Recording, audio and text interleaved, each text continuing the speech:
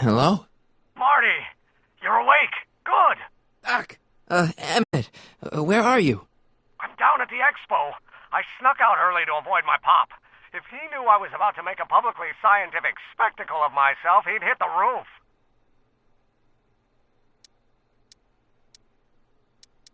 You know, you really should try to work things out with your dad.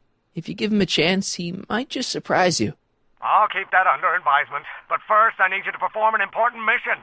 On the table next to my law books, there's a device plugged into the wall.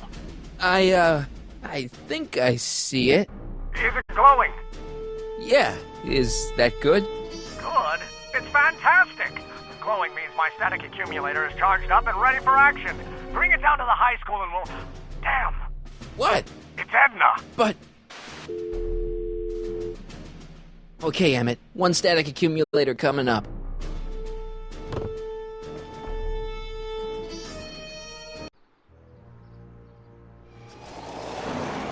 Yeah! Jeez, Doc. Watch out. You almost ran me over. Sorry about that, Martin. This vehicle is sometimes difficult to control. Yeah. Hey, are you okay? After that argument about Emmett last night... I'm fine. Thank you for asking. Where have you been all night? I've been driving around, looking up old friends, thinking things over. Okay. So is that what I'm destined to build for the expo? Yeah, it's a static accumulator. Emmett spent all night building it. Turned out he didn't really need to see Frankenstein after all. He just needed a little push. And some lightning. Fascinating. I also had an epiphany last night. Doc? I realized that it wasn't Edna that made my life miserable. Doc! It was science.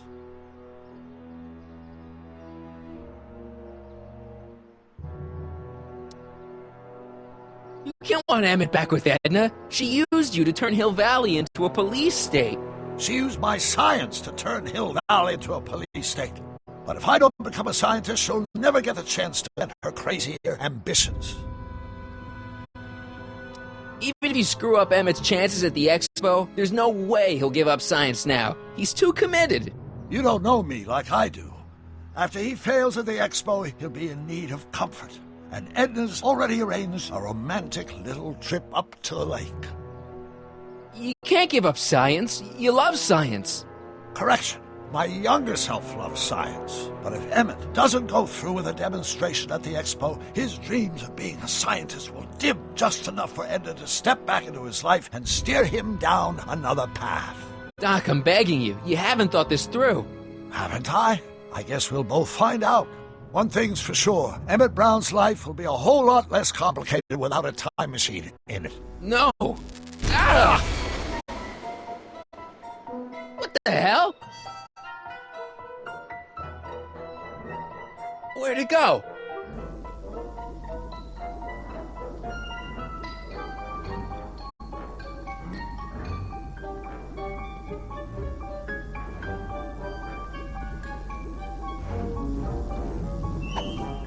Oh, come on!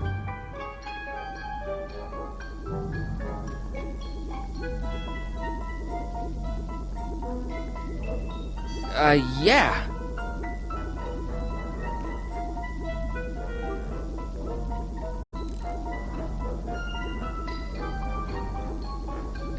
Yeah.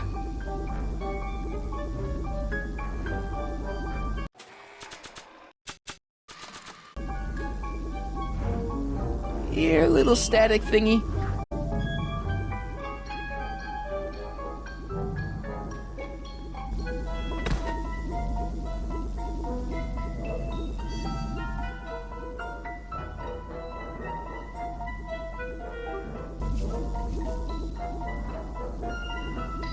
I can't reach it. Gotcha! Whoa!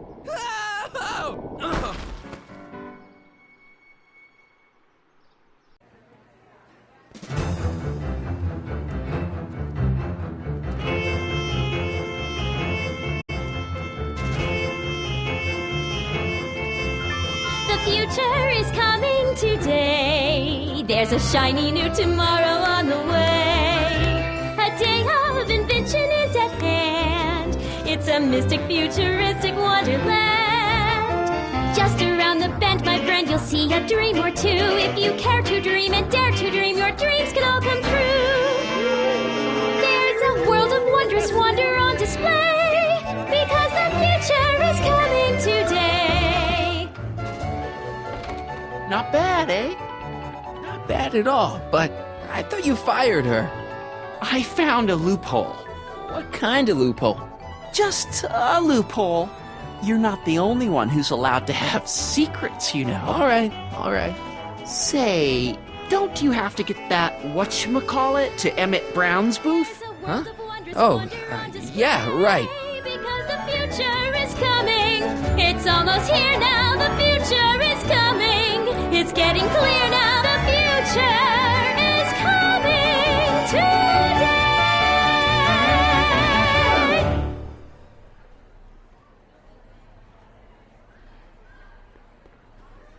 Hey, Artie. What do you think? Quite a setup, huh? The expo? Sure, but I was wondering. You haven't seen Emmett Brown, have you? Isn't he at his booth? It's the tall one over there. Come on, you can tell me. How did you manage to get Trixie her job back? I thought her being Canadian was a deal breaker. If something's really important to you, you find a way. You ought to know that. See you around. How about an algae cake? Sure thing, mister. Wait a minute. You're the guy that makes the algae cakes? But I thought you couldn't stand them. Hey! You're the guy that tried to pick up on my Eunice! Ah, for the love of... No algae cakes for you, Buster!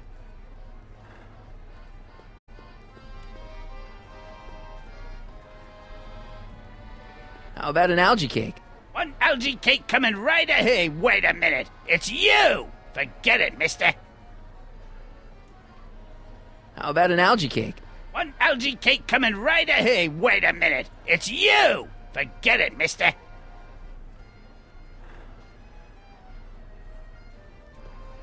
Experience the wonder of the Continuo phone. Well, it's already got me wondering how the heck to pronounce it.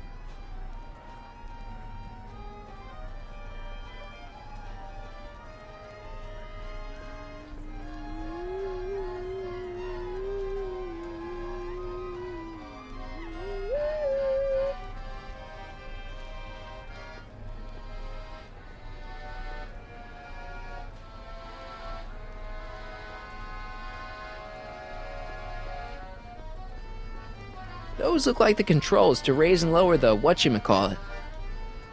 Those look like the controls to raise and lower the whatchamacallit. Enlightenment awaits. Excuse me, Mr. Duto, Jacques Duto, at your service. Could I get a ride in that bathysphere?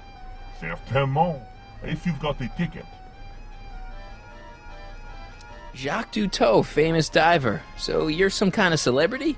I do not like to brag, but I have a small following, yes. See you around.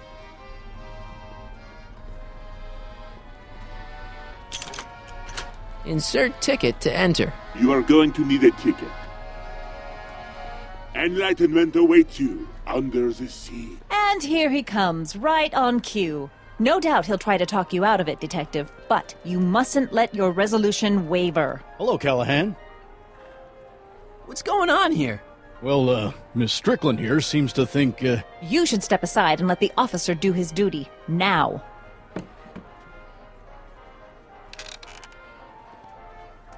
Wait a minute, that's Emmett's levitator up there. Oh, don't be so modest. I'd say you deserve at least half the credit. It was you who tricked poor Emmett into breaking up with me. It was you who manipulated him into dropping my project in favor of this clear hazard to public safety. It was my plan to get him back to inventing what he should be inventing. What's your point? Oh, I think you know exactly what my point is. Emmett's invention isn't going to work, is it? At least not the way poor Emmett thinks it is. how do you know this? I had a very interesting chat with Carl Sagan last night. I found out who Harry Callahan really is, and where he comes from. Is there something you want to tell me, Harry? Why don't you call him by his real name? Yakov Smirnov. Thanks a lot, Doc. An anarchist! A foreign agitator bent on sowing chaos and destruction in the Hill Valley Expo! Danny, you don't believe any of this bullshit, do you? Sorry, Yakov, but I really don't have a choice. Very good. And now, arrest this subversive. Come here. Look, here's the thing. I happen to believe this dame's got a screw loose, but she's been getting some clout in town ever since that business with Kid Tannen. But Emmett's gotta fly that electrokinetic levitator at this demo. His whole future depends on it. And my future depends on making sure he doesn't. The chief reads her column religiously. Well, if I don't do what she says, she's gonna start a campaign to have certain tainted officers removed from the force. Isn't there anything I can do? Not unless you've got some dirt on Edna. Something that'll discredit her in the eyes of the law. Well? I'll dig something up. You do that. In the meantime, you and young Mr. Brown better, where is he anyway?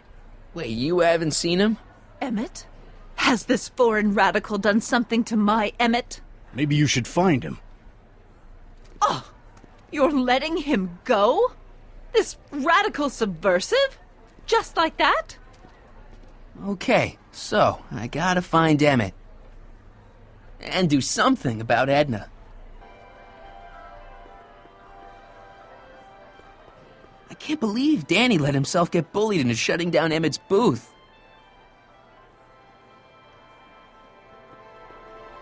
Emmett's gonna fly his electrokinetic levitator, and he's gonna do it today.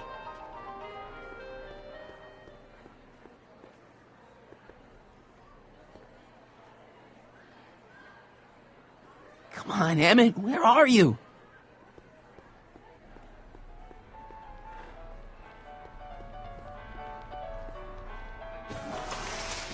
Welcome to the phone booth of the future, made with Atlas glass. Atlas, unbreakable and soundproof. Our phone is hands-free, so you can enjoy a sandwich or a cigarette while chatting with friends in perfect privacy. Would you like to place a call? Yes, I'd like to talk to... Unfortunately, this phone booth only accepts incoming calls.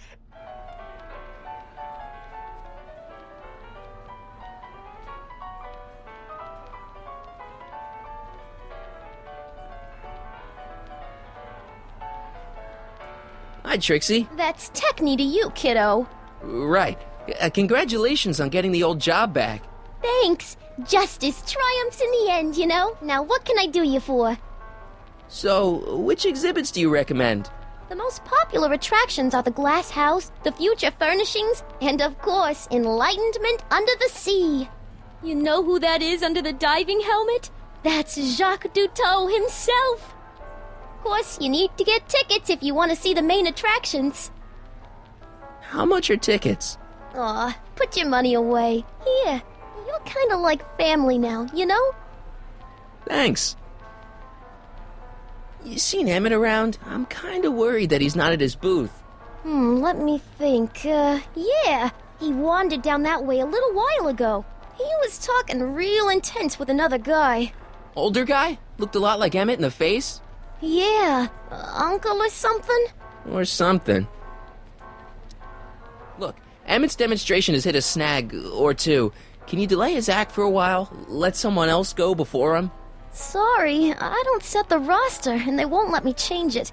I can drag my feet a little, but if your friend's not ready to go on pretty soon, we might have to skip his act. Demonstration. But you can't! Hey, it's just a science demo. It ain't a matter of life and death. What time is Emmett supposed to go on?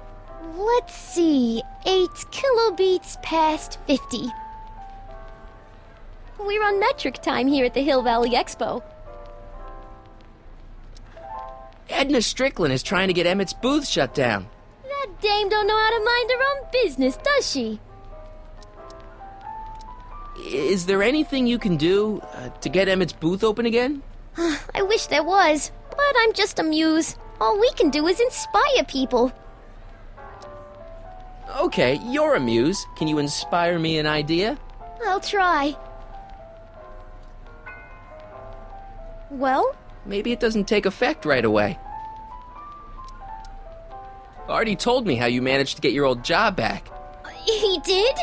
But it was supposed to be a secret. There's no secrets between us. He couldn't resist telling such a good story. Yeah?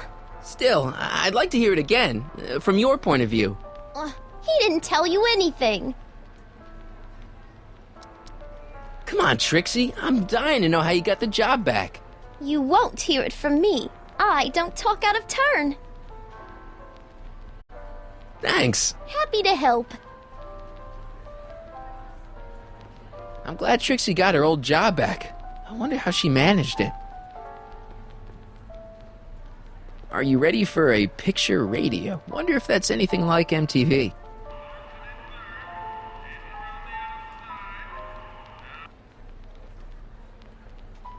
A potted plant? What's this got to do with law enforcement?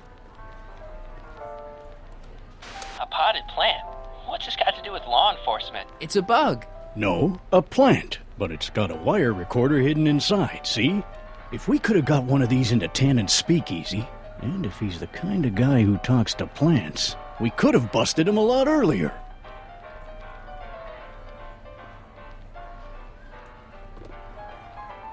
Hey, don't walk off with the recording plant. It's the only one I got.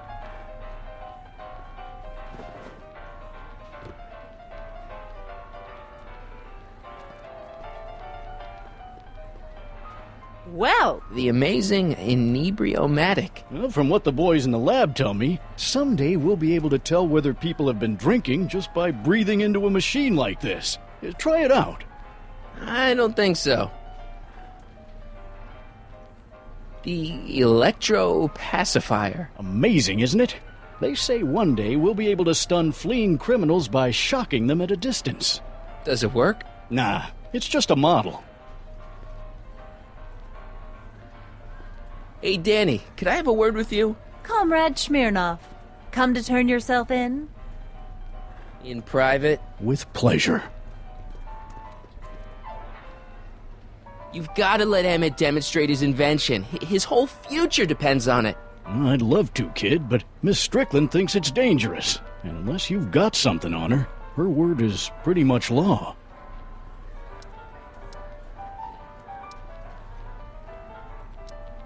Since when does anyone in Hill Valley listen to what Edna has to say?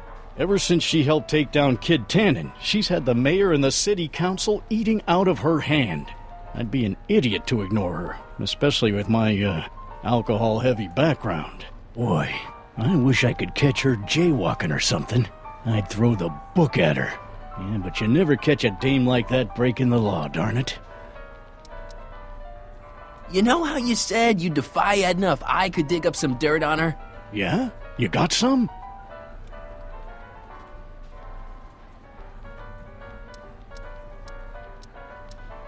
She sent this goon to beat up my dad and steal his videotape.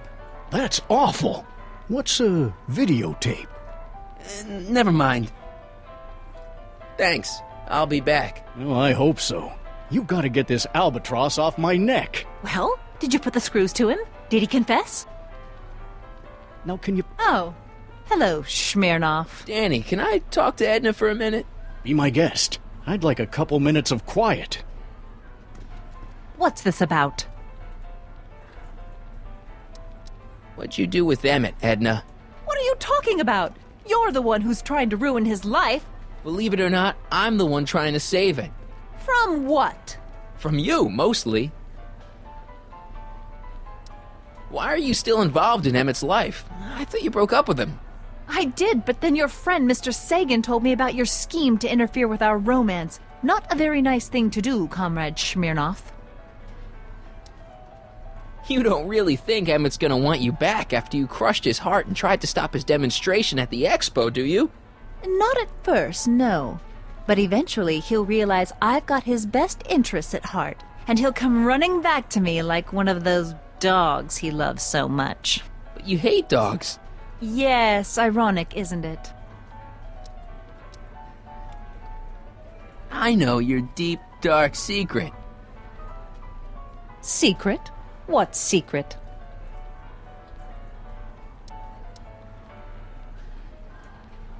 You're ruthless, manipulative, and power-hungry. In the service of a higher cause, one sometimes has to stoop to low tactics. But I'm sure you already know that, Comrade Yakov.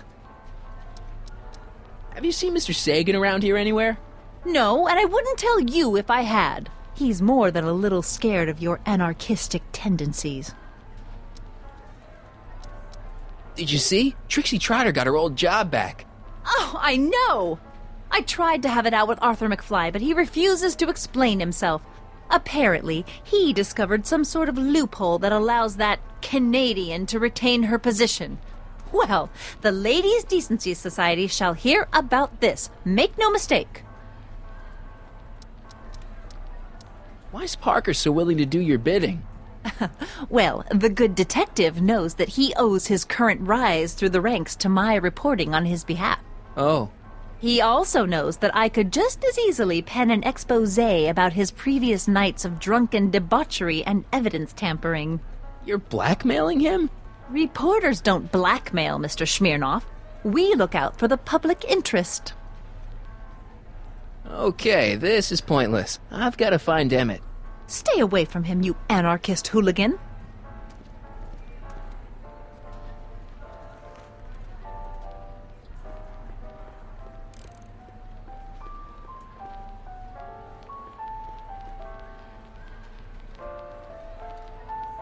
Hi, Trixie. Now what can I do you for? Thanks.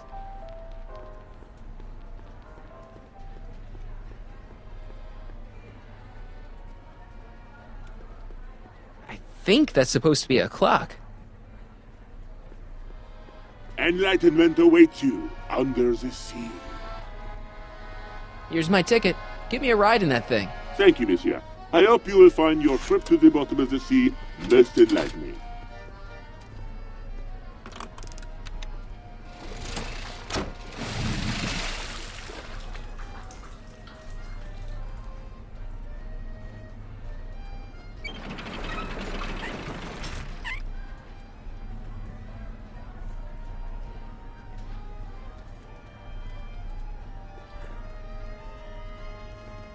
Well? Heavy. Monsieur has a way with words.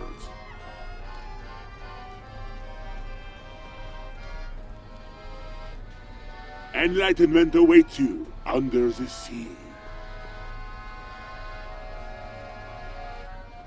Mr. Duteau? Oui? I'm looking for a friend of mine, Emmett Brown. Tall young guy, reddish-brown hair. A distracted look? That's him. Any idea where he went? He just passed by here with an older gentleman. I think they were headed into the House of Glass. Great, thanks.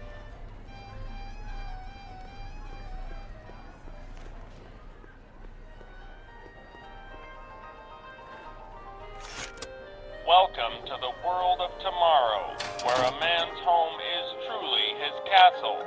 Here, gratification is just always a push of a button away. This plant doesn't belong here. There's nothing futuristic about it.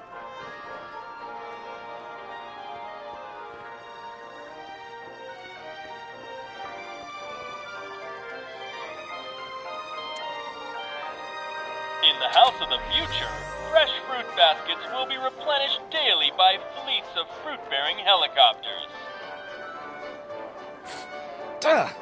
It's wax.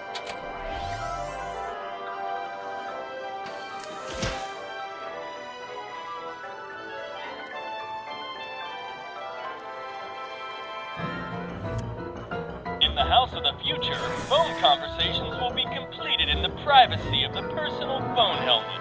Hey! Please recite the phone number you wish to dial, or say hang up to terminate your phone helmet experience. Klondike 4253. Valley Expo, where the future is coming today. This is Techni Muse of Progress. To whom am I speaking?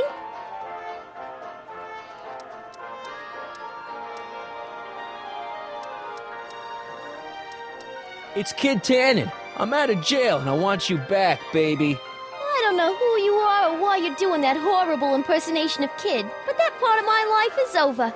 I've gone legit. Conversation terminated. Good for you, Trixie.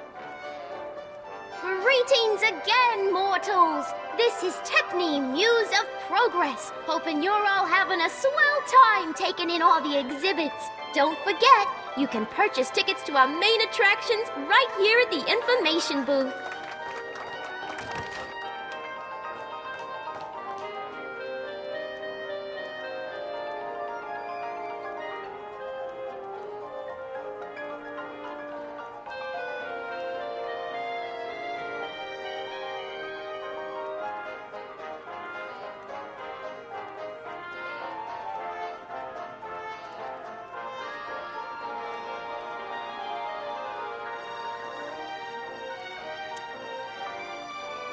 In the mood for fun? The House of the Future comes equipped with a modern home entertainment center. Chinese checkers and everything.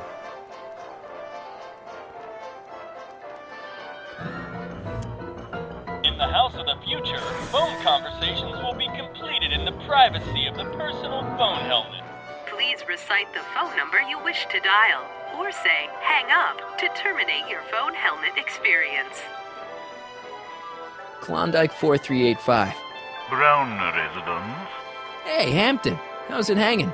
This is Marty, Emmett's friend. Is he there? Not at the moment. I'm afraid he's off on one of his little adventures. Thanks. Bye. Farewell. Conversation terminated.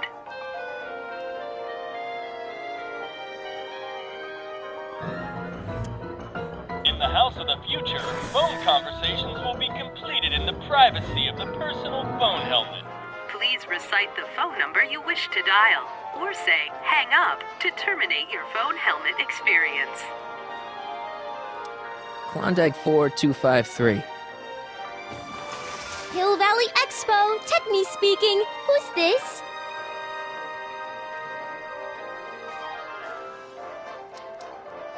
This is Anthony. I'm looking for a friend of mine, Mr. Closeoff. Close off? Yes, first name Oliver. Oliver Closeoff? Listen, kid, I didn't just fall off the poutine truck. Who is this really? Hang up. Conversation terminated.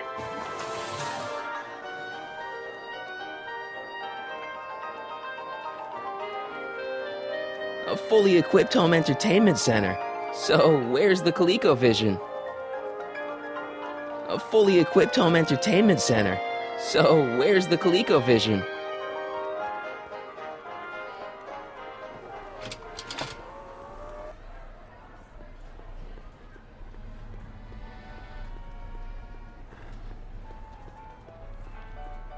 Greetings, forward thinkers of Hill Valley.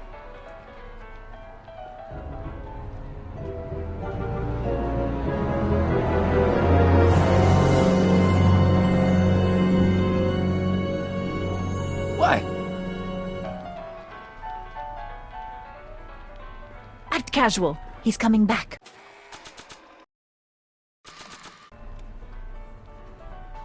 I probably shouldn't play this back for Parker until I have something juicy about Edna on it. Recording Edna on the plan is a great idea, but I probably should be a little more subtle about it. Edna, we need to talk. Go ahead. It'll give me a chance to rest my ears. What is it now? I know your deep, dark secret.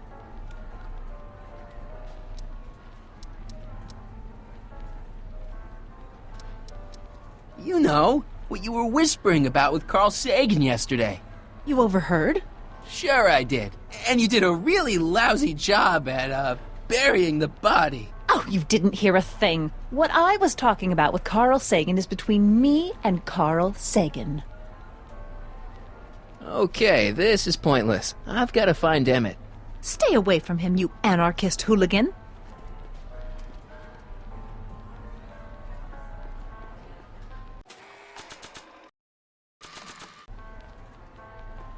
Hey, Trixie. Ooh, a chrysantheminium!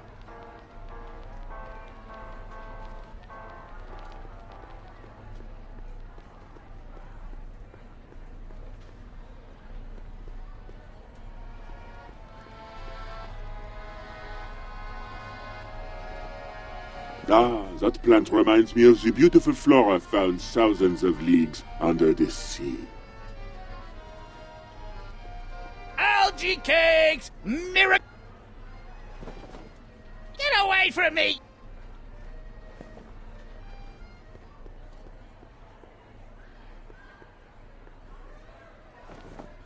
What beautiful flowers. They remind me of the ones she was holding last night. What? Nothing.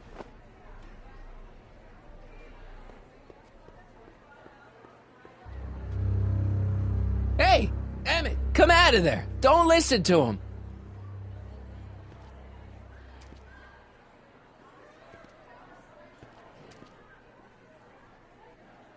Perfect.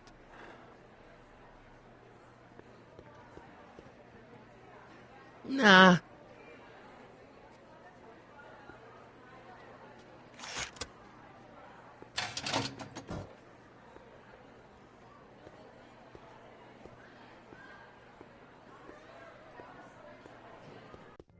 Welcome to the Atlas House of Glass, the future of domestic life.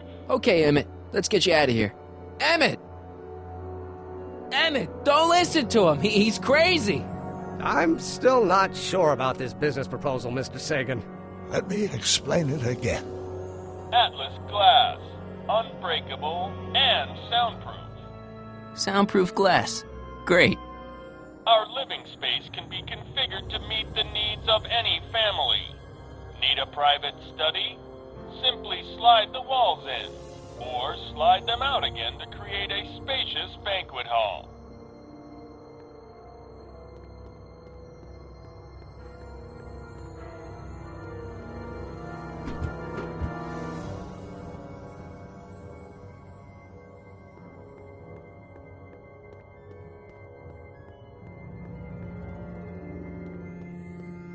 Emmett, get out of this place and back to your booth. You're gonna miss the demo. Come on, Emmett, look up here.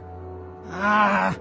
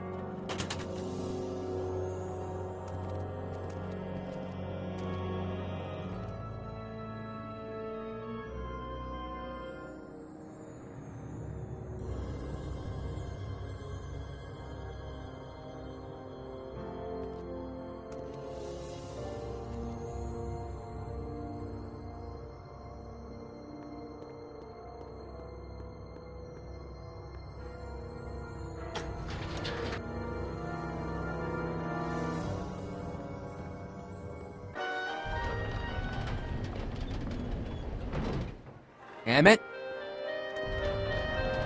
Where'd you take him now, Doc? Next up on our roster, a man who saw the possibilities in pond scum. Welcome, Ernest Philpott! Thanks, Trixie. Technique.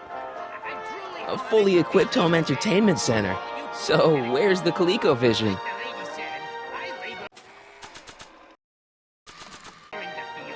I don't think so.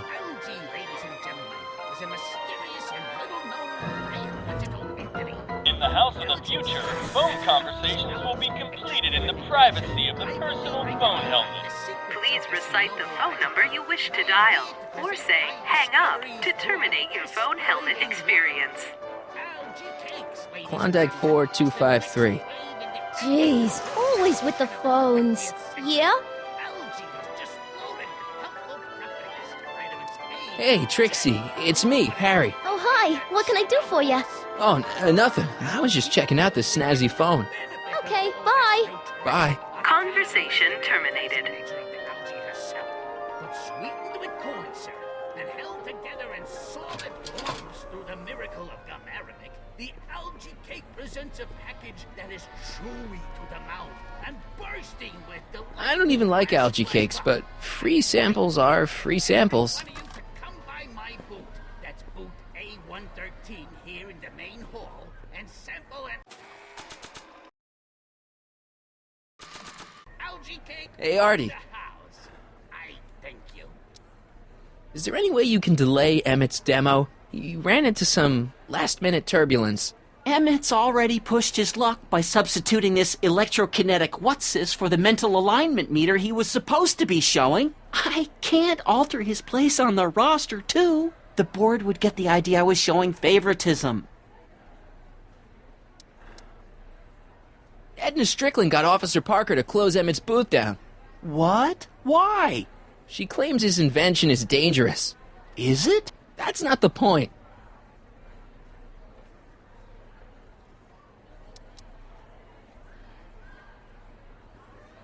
Is there anything you could do to get Emmett's booth reopened? I'm afraid not. This may be a wondrous land of tomorrow, but it's still within the jurisdiction of the Hill Valley Police Force. Maybe you should talk to Officer Parker. He says there's nothing he can do as long as Edna's got clout in Hill Valley. She does have that. See you around.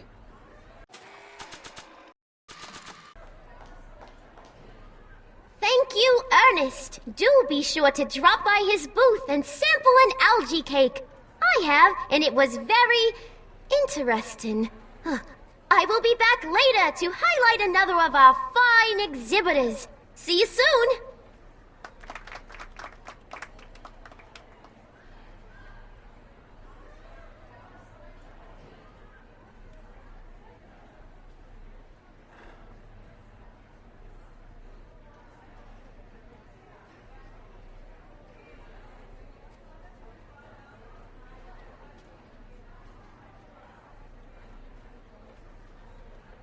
Maybe not.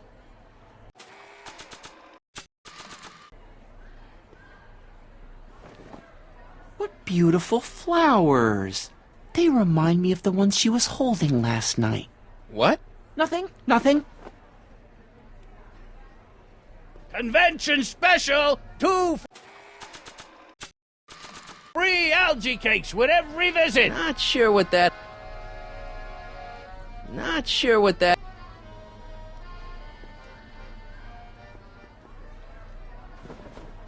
Get away from me!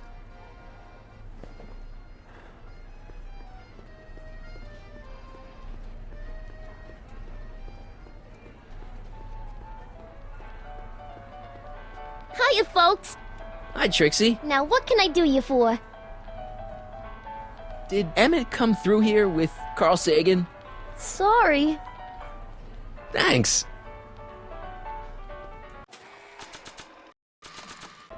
Not sure what that...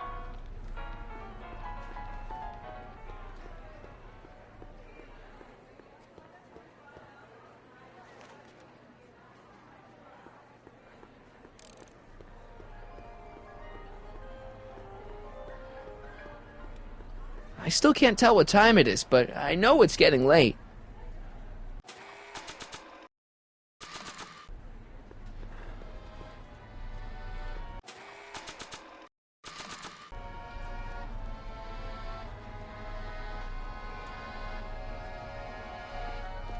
Not sure what that...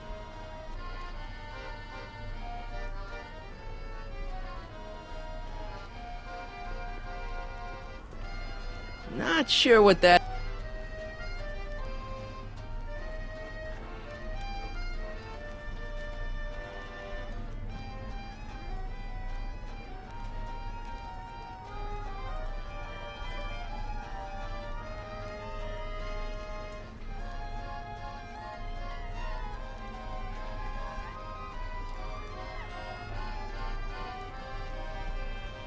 Not sure what that...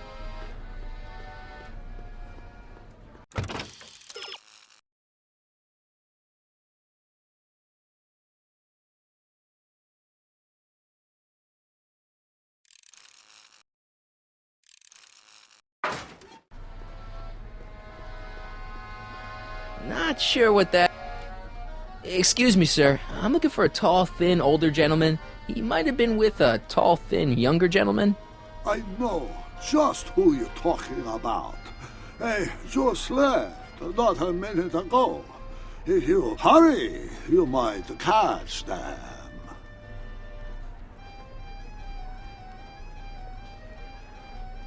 I know you're in there, Doc. Doc?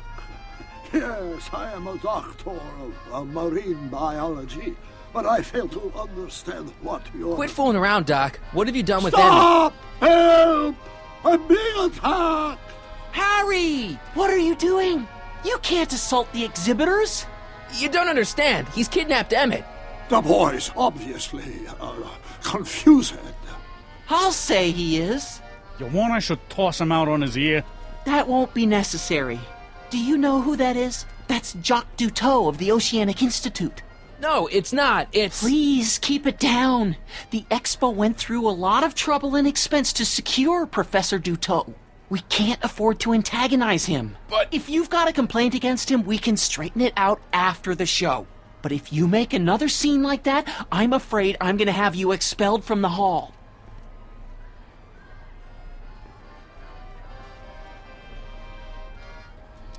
Take off your helmet. I prefer to leave it on. The inland air is difficult on my sinuses. Where'd you stash Emmett? In the diving bell? It's called a bathysphere. Aha! So Emmett is in the bathysphere. I don't know what you're talking about. Professor Duteau, huh? At your service. What have you done with the real Professor Duteau? I'm not sure I like your insinuations. I'm not sure I like you kidnapping Emmett. Perhaps I should call the authorities and have you removed from the hall. You're a cold-blooded guy, Duteau. C'est la vie. I think I'm gonna take a closer look at that bathysphere. Not without a ticket, I'm afraid, sir. Hey! Is this guy trying to bum a free ride? No. See that you don't. Feels good to be on the right side of the law.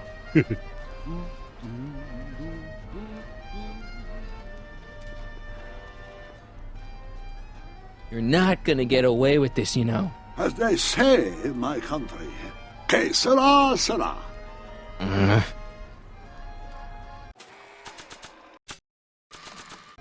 Hey, Jacques. Why don't you tell me who you really are? Pardon, si vous plaît.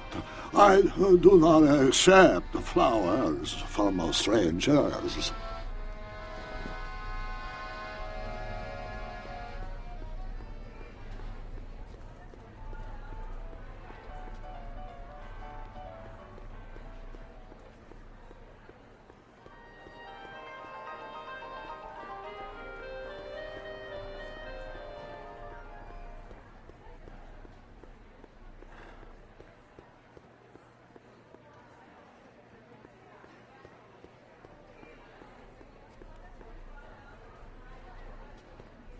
Algae cakes taste so good you'd swear they was bad for you. Here's my ticket. I want to see inside that bathysphere. I don't think so. What do you mean? I've got a ticket. You have to honor my ticket. It's the wrong kind of ticket. Sorry. Oh, give me a break.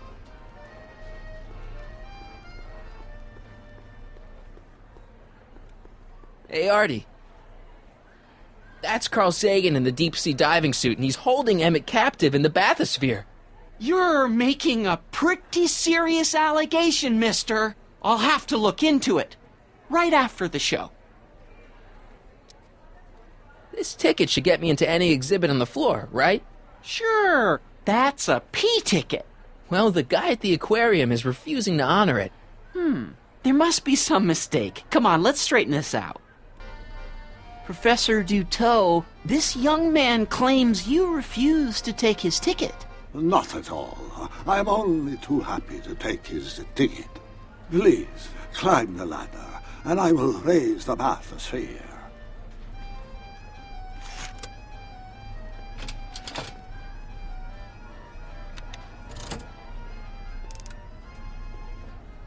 Mon Dieu! What is the matter? The gears, they must have become stuck. I am afraid I cannot raise the bathysphere at this moment. What a shame. Yes, it is. Well, I will work on the problem. Perhaps if you come back later. The next exhibitor on our list is Officer Danny Parker of the Hill Valley Police Force. Officer Parker is going to demonstrate a few of the many marvelous tools that our boys in blue will soon have at their disposal. The criminal element has truly met his match today. Officer Parker?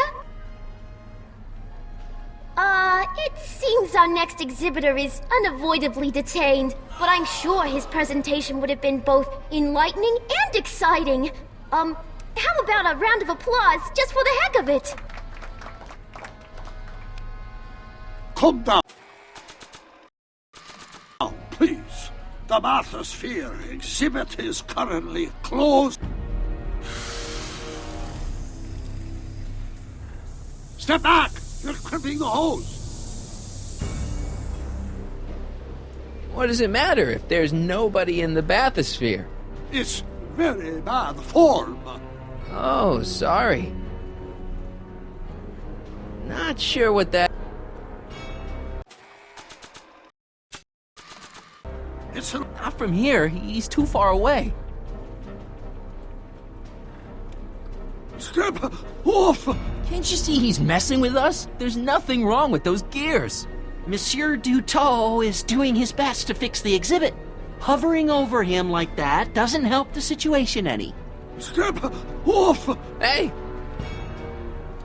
I'm just gonna keep holding this air tube closed until you raise the bathysphere. I wish you wouldn't.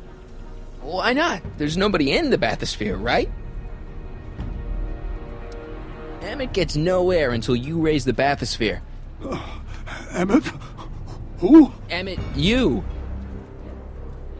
You ready to drop the act now, Jacques Duteau, a.k.a. Carl Sagan, a.k.a. No!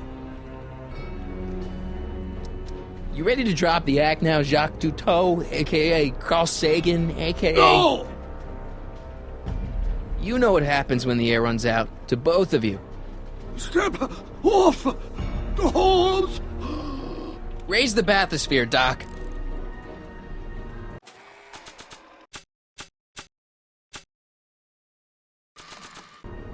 Not from here. He's too far away.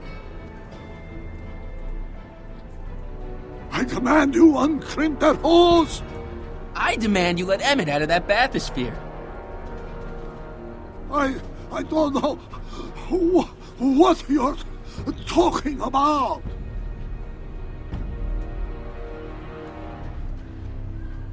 Step off! I'm not going anywhere. No, I guess you're not, but I can't wait here all day. I've got an expo to run. He's running out of air, Doc, and you're running out of time. Let him out. I won't do it! Hey! I'm just gonna keep holding this air tube closed until you raise the bathysphere. I wish you wouldn't. Why not? There's nobody in the bathysphere, right? You know what happens when the air runs out, to both of you.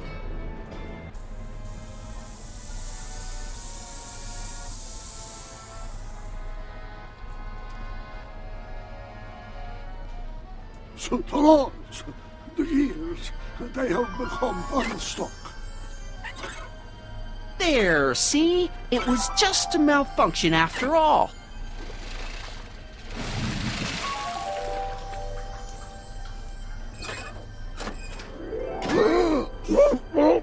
Let's get you out of there. Emmett Brown? Then it was true. Hey, you. Hey, he just took that guy's wallet. I think he took his wallet. Oh, remind me not to become an oceanographer. I guess I must have a touch of claustrophobia. Never should have gone in there. Well, we've all got problems. Now, you'd better get back to your booth Funny before... thing is, I don't even remember going in there. Last thing I recall, I was in the glass house talking to Carl Sagan. Did you know he's really a scientist? I'd heard. What did he say to you? Oh, he had some sort of spur-of-the-moment business proposition. It was all very rush. I never got the details. It would have meant leaving before the expo was over, so I told him... Say, where'd he go?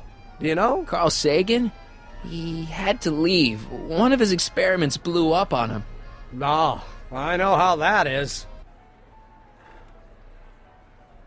What's this? Oh, yeah. Edna made Detective Parker shut down your booth. He says he can't go against her. Oh, yeah?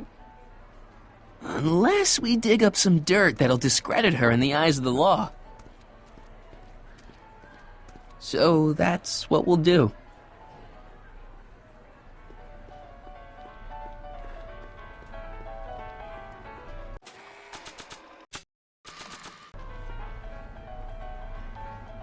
Oh, hello. I probably shouldn't whip this out so close to Parker. Besides, I don't need a recording of Emmett.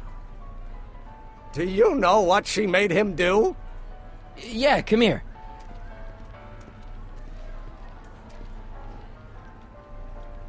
Listen, if Carl Sagan shows up again, you're not gonna let him lead you away, are you? Are you kidding? My sole concern now is to get back up to my electrokinetic levitator. Good man.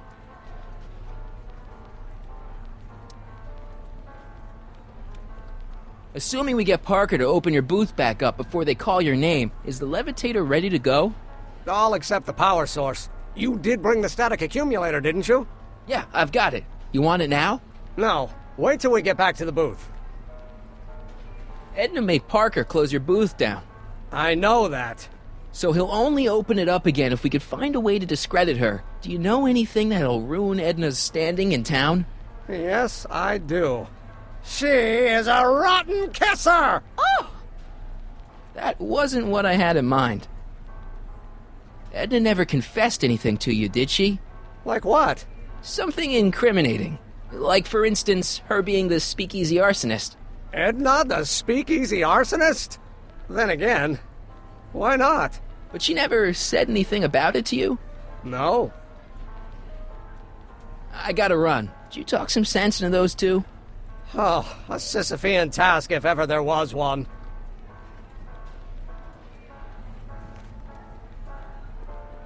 Oh, hello, Smirnoff. Now, there was something else.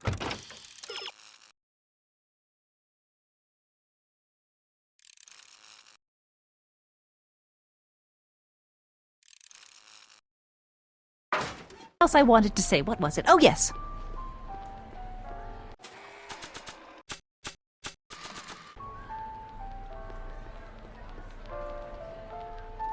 Okay, call me a snoop.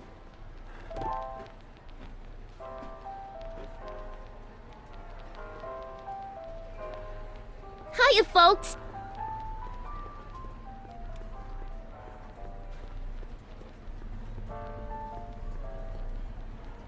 Oh. Hey, Emmett, mind if I talk to your ex for a minute? Could you? The detective and I need to have a rational conversation about my invention. Are you implying that I'm irrational? Come on, Edna.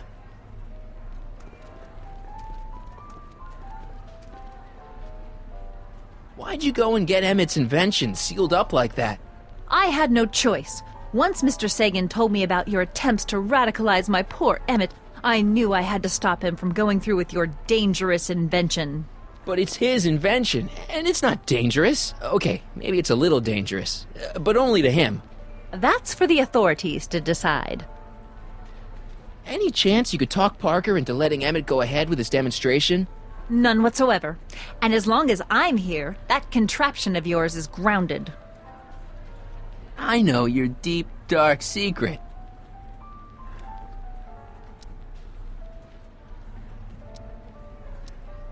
Pretending like you wanted to put Kid Tannen away when all the time you were working for him. Oh, how preposterous. I haven't got time for this. That's funny. Soon Emmett and I will have all the time in the world.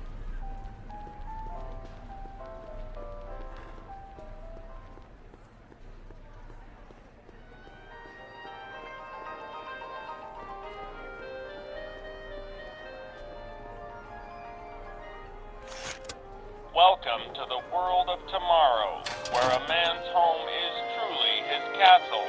Here, gratification is just always a push of a button away.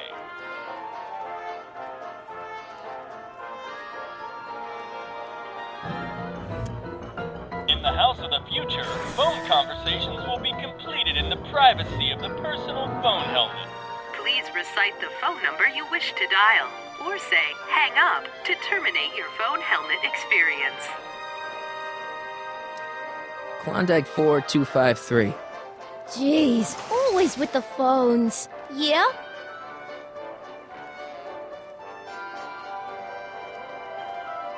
This is Carl Sagan. Ooh, the mysterious Mr. Sagan. What do you want? Can you put Edna Strickland on the phone for me?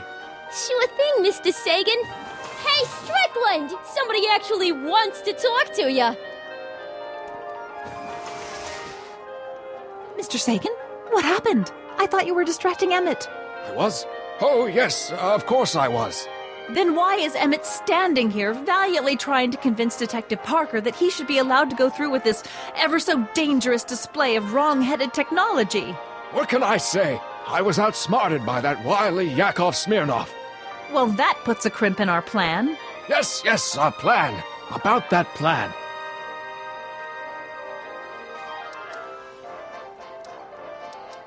I'm a little unclear on the details of our plan. Unclear? But it's your plan. I mean, I'm worried that you're a little unclear on the details. You were supposed to keep Emmett distracted, but it appears that you've been foiled by Mr. Smirnov. What can I say? He's too smart for an old fogey like me. So I see. There's been a change of plan. What? Yes, I've changed my mind. I think we should let Emmett go through with his demonstration. But you told me it could be dangerous, and that Yakov Smirnov was a foreign agitator. That the only way I could get Emmett back would be to scoop him up after his dreams were shattered, and... Yes. I said a lot of things, but I was a little crazy at the time. The important thing is, now I think you should let Emmett go ahead with his little demonstration. Oh, I get it. What? It's Comrade Smirnov, isn't it? He's gotten to you. No! I really want Emmett to go ahead with his demo. Don't worry, Carl. You can count on me. Regarding, you know what? You know what? The little matter we were whispering about yesterday. Oh, that! As a matter of fact, I'm glad you brought it up. I was thinking, wouldn't it be a good idea to pin it all on Yakov Smirnov? Pin what on him exactly? You know, it! Oh, I get it. You're still sore about going to jail. That was the dog's fault. If he hadn't come glumping up to me right after I started the fire, I could have gotten clean away, and I never would have had to divert suspicion to you. She's the speakeasy arsonist. Carl, is somebody with you? No, it's just you and me. You know, I don't think I ever asked you why you burned down all those speakeasies. Why? Because no one else was doing anything about them. Every night they'd open up their doors serving illegal drinks and loose women, flaunting their depravity to the world, and the authorities did nothing. So I did what any right-thinking, rock-willed woman would do. I took action. Oh, and such a gorgeous action it was, too. The fires were so beautiful. The alcohol made them go up in such pretty blue flames. Where was I? You were explaining why you burned down the speakeasies. Yes. Did you find my answer to your liking? It was very revealing. Hang up. What? Conversation terminated. Jeez, Edna was always a loon. I hope that confession's good enough for Parker.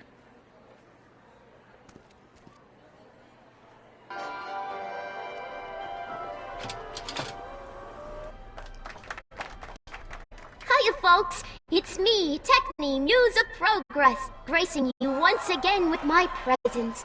And speaking of presents, what better gift could Hill Valley offer the world than this magnificent science and technology exhibit? Hey, folks? If you haven't done so already, I urge each and every one of you to take a peek at Furnishings of the Future, right here in our main hall. Tickets are available from me, Techne, at our information desk.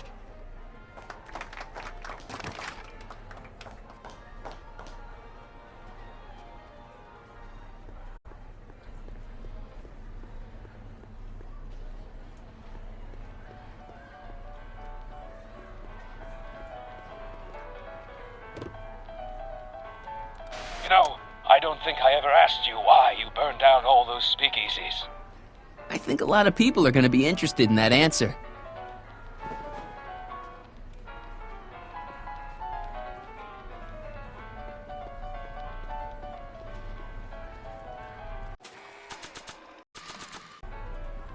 Oh.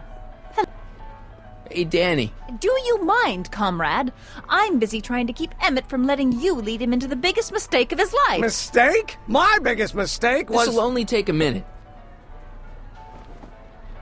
Our plant recorder. It's not a good idea to steal police property, you know. Listen. You know, I don't think I ever asked you why you burned down all those speakeasies. Why? Because no one else was doing anything about them. Edna?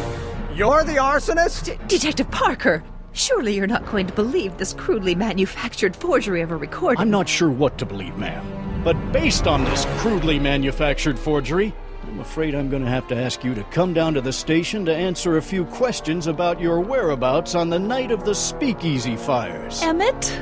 You're on your own, darling. Oh, very well. Heavens, what's that? You know, one of these days I should really stop falling for that. Not to sound callous, but does this mean I can demonstrate my invention? Let's take that as a yes. Greetings and salutations to all our honored guests. I am Techne, Muse of Progress, and it is my pleasant task once again to highlight one of the great minds who was hard at work building a better tomorrow. I think that's me. I'm next on the roster. But are you ready? No, I don't have a choice. Did you bring the static accumulator? Oh, right. Here you go. Great. Come on, let's get up there. And who knows? One of this kid's gizmos just might take off and change the life of everybody in town. Could it be the very thing he's brought to share with us today? That ought to do it.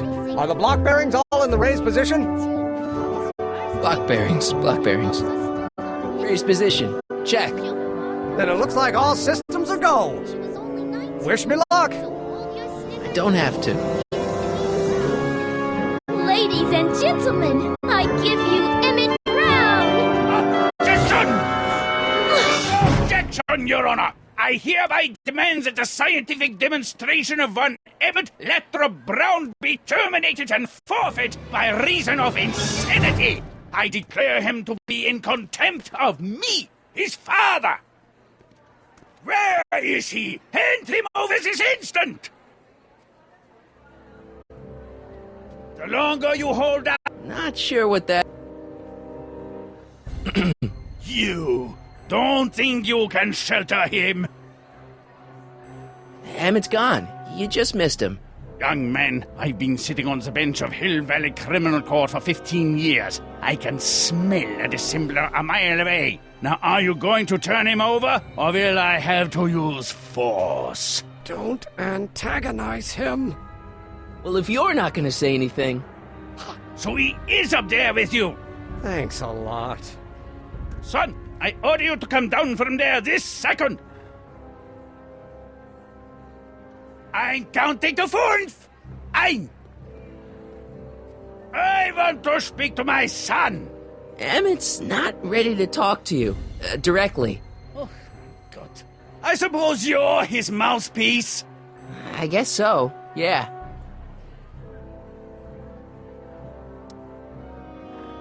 If I can say so, sir, the problem is you're coming on too strong. You intimidate him. I don't intimidate him enough. That's the problem. Can't you two have it out later?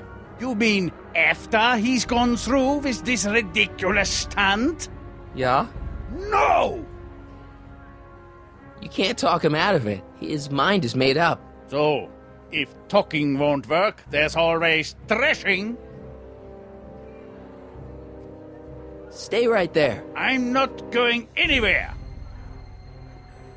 You... Emmett. I'm not talking to him. There's no point. Just go deal with him. What have you got to lose? That's what they said to Custer. So, what's your plan? I just stand here like this indefinitely. After a few centuries, the process of petrification will set in, and that'll be that. Okay, that is a plan. Maybe he'll give you a fair chance to explain yourself. He is a judge, after all.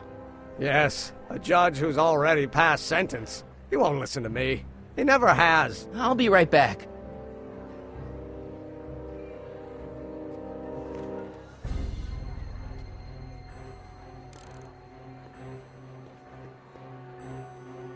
So, is your client prepared to make a statement? He says it's no use talking to you. You never listen? That only shows how pig-headed he is. Of course I'll listen. If he can justify his craziness, I'll be only too happy to indulge it. Stay right there. Fear! Emmett. I'm not talking to him. There's no point. You heard him. He said he'll listen to you. Well... At least give it a shot. Father? Son? You've never understood the first thing about me. All you want to do is step on me, squelch my natural instincts. You don't know what it's like to be young. You don't know what it's like to have dreams, to have ambitions so great and so powerful that they've got a life of their own. And it's all you can do to hang on for dear life while they gallop on where they must. This is America, Pop. And in America, a person doesn't have to do what his father did. Isn't that why you came to America? To live where there wouldn't be so many rules? Well, we talked. Are you happy? Emmett? Here to play peacemaker again, Pollyanna?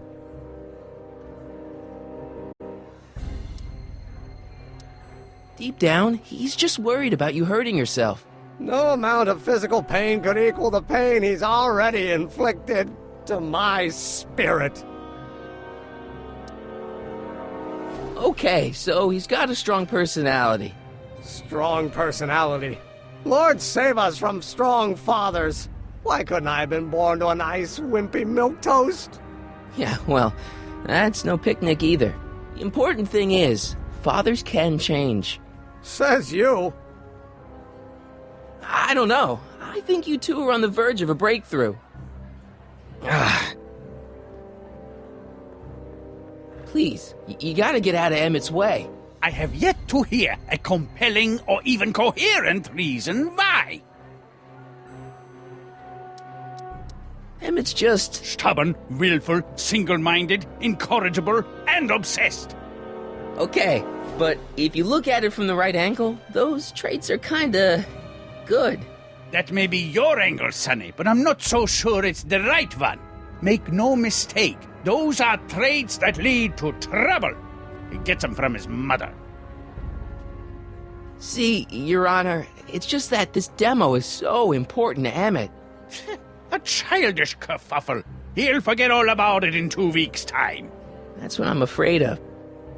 Look, Your Honor, you don't see it, but there's an awful lot riding on Emmett's demonstration. All the more reason why I've got to put a stop to it. Look me in the eyes, young man.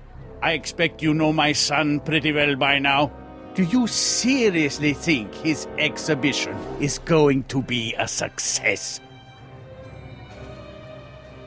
Sure. Sure it will. Ha! You know as well as I how it'll end. Disaster! Maybe, maybe not, but even if it does, I mean, isn't Emmett entitled to make a few mistakes? Emmett has exceeded his quota for one lifetime. It's my job as his father to see to it there are no more mistakes. Emmett's just trying to make a name for himself. Maybe things were different when you were a kid, but nowadays you gotta take chances. What do you know about taking chances? Try moving to a strange country where you don't speak the language. There's only $2 to your name. You? You bet your socks, me! And I made out all right, too. How'd your dad feel about it at the time? Papa? He was fit to be tied. He called me a disobedient little... So your father didn't approve of you coming to America? Well, Papa never really understood the younger generation. He came around a bit in the end, but by then it was too late to. Tell him I'll listen to him. I want to listen to him. If he wants to talk. Emmett?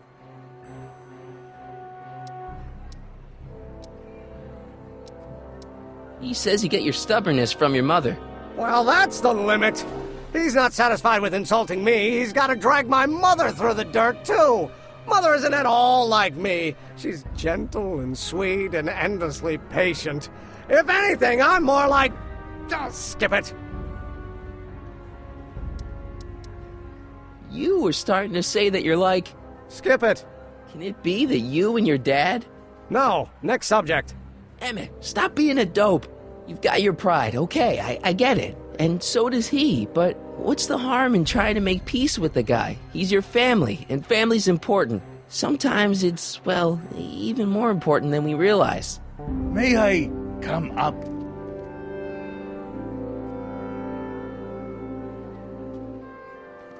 So, you think my new invention is a disaster waiting to happen? Yes, I do.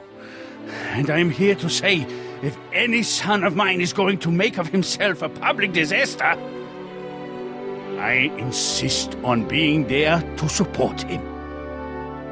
Pop! You're gonna change your tune once you see this baby go airborne. You see, the force field generated by the static accumulator... Marty, give Trixie the signal. We're ready for liftoff. Oh, good. Ladies and gentlemen, thank you for bearing with us through that unavoidable delay. And now the Hill Valley Expo is pleased as punch to present Mr. Emmett Brown and his electrokinetic levitator.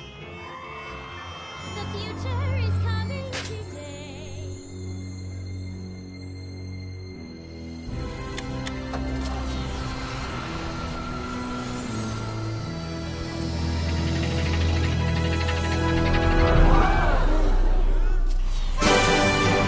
Look at that! He's flying! My Emmett is flying!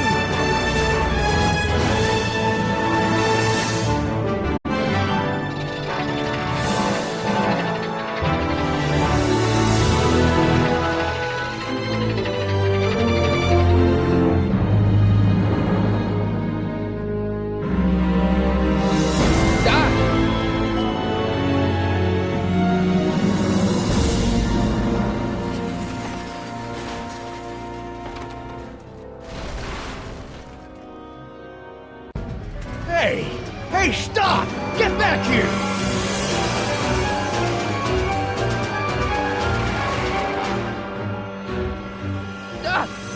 Are you okay? I thought I could change her. Things could be different. Forget about it. Come on, we gotta find a way to stop her before... No, don't come any closer. Doc! Go away! But... Move! Marty!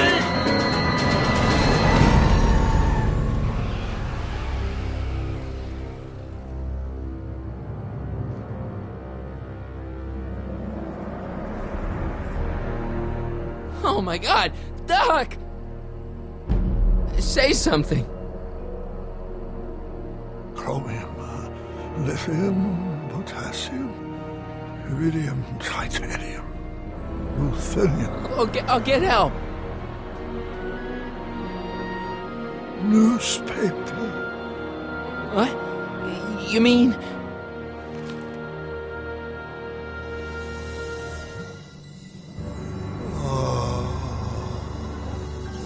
Gonna get you to a hospital, Doc.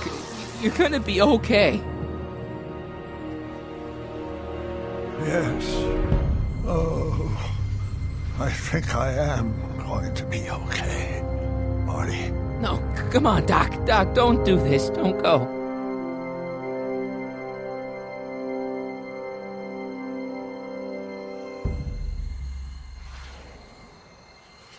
Doc, come back.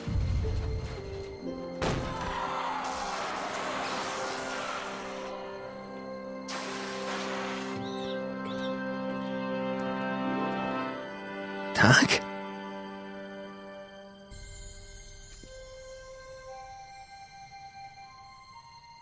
Marty, have you been out here the whole time?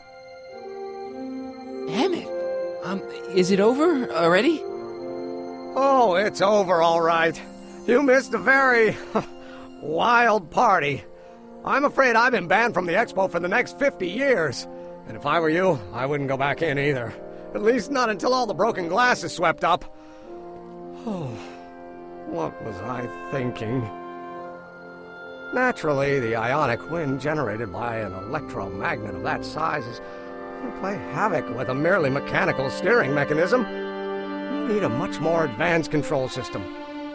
I wonder if we could find a way to translate the body's own gravitational field into electrokinetic force.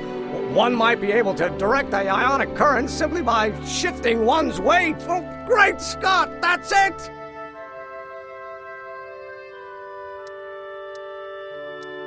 So, what comes next? Work, work, and more work.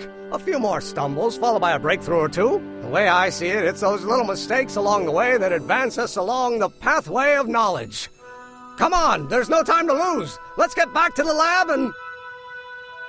I'm sorry, is something wrong? It's a long story. Let's just say I lost somebody. Oh, how sad. Anyone I know?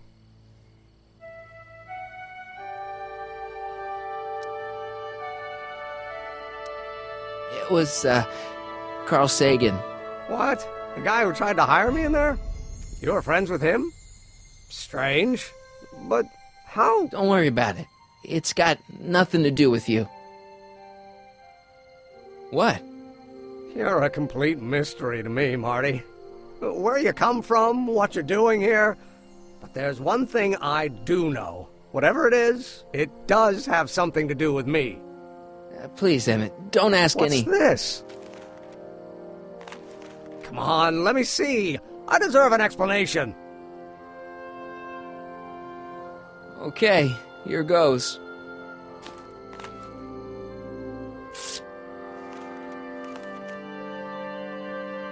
What's that?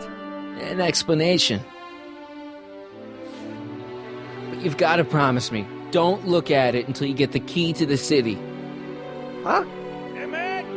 Just promise. Emmett, where are you, my son? I'll be right there, Pop. Key to the city? I don't understand. And you can't understand. Not for a long time. It would do irreparable damage to something. Just say you promise. Okay, I promise.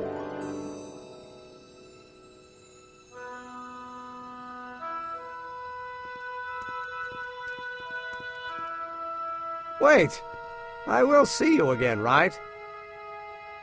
I guarantee it. Emmett!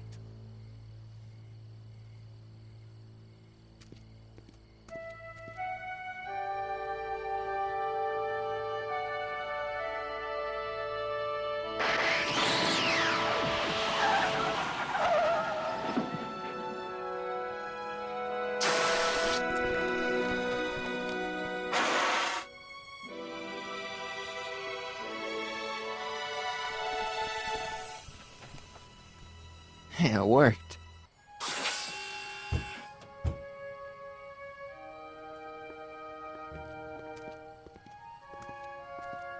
So, you were the same Marty.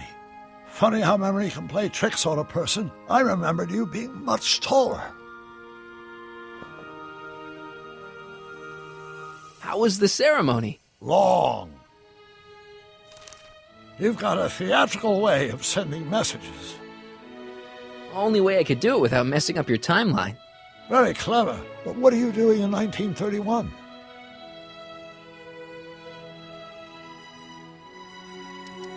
I came to stop you from marrying Edna. Edna Strickland? I could never marry her. I mean, she was my first love, but after she broke my heart and tried to sabotage my career, I never saw her again. Never mind, it's better I don't know. Let's just get back to 1986. That is, unless your presence has caused any other time anomalies. Me? Nah, no. Well, I'm still a little confused about my...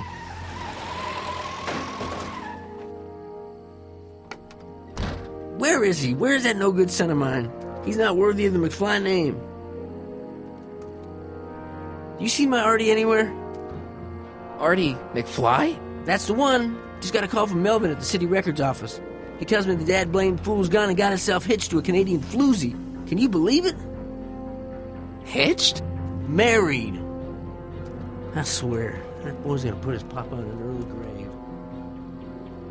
So that's how she got her job back. Ah, he's married the wrong grandma. I mean, Trixie's not my grandma. And if she's not my grandma, I'm not me. Wait, that was Great-Grandpa Willie. I met him when he was a baby. He peed on me. Holy crap, Doc, I'm gonna disappear again. Calm down, Marty. You seem reasonably solid right now. Whatever the problem is, I'm sure we can undo it with the help of... That car! Oh, great. How the hell did she get back here? She? You? You're not Edna. What's going on here? Is this some plot to put me in the nut house? No, it's all very simple, Danny. Oh, I'm sure it is. Tell me, did I or did I not just chase Edna Strickland off in this car? Not this exact car, but a car just like it. A car with a nasty habit of disappearing into thin air? Well... Wait, Edna Strickland just disappeared in the DeLorean? If that's what you call it. It made a loud noise, and then wham! Nothing! Great Scott! Marty, do you have any notion what date she might have jumped to? None at all, Doc. See, that DeLorean's time circuits are out of whack. They could jump to any date at all. Oh, this is bad. This is very bad. Let's just hope she jumped into the future. The far future. If she's jumped into the past... You think she might mess up the time stream? Wait a minute. This is Edna. Of course she would mess up the time stream. Guys, you mind telling me what the hell you're...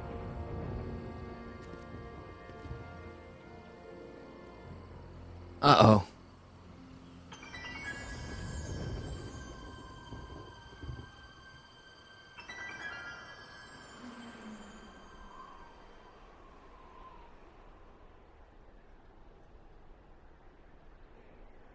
Doc?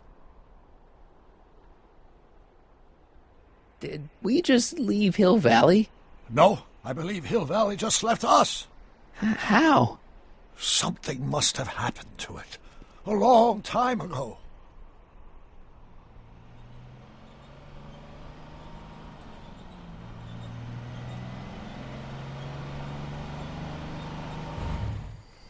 Well, now you two look mighty lost.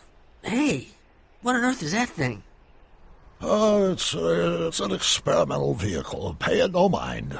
Look, maybe you can help us. We're looking for Hill Valley.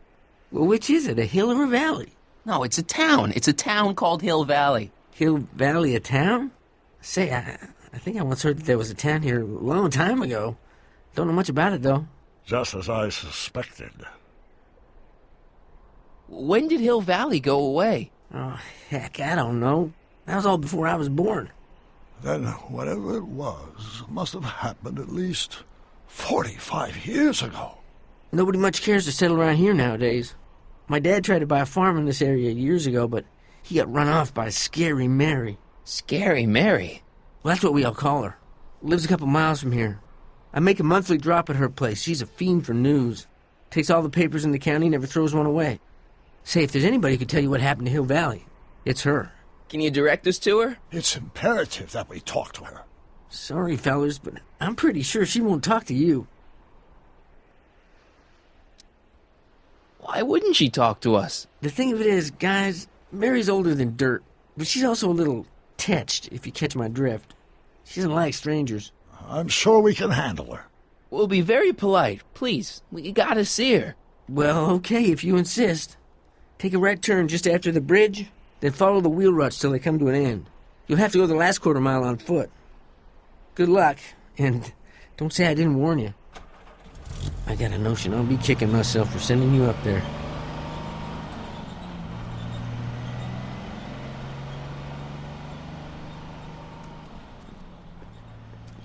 Can I drive?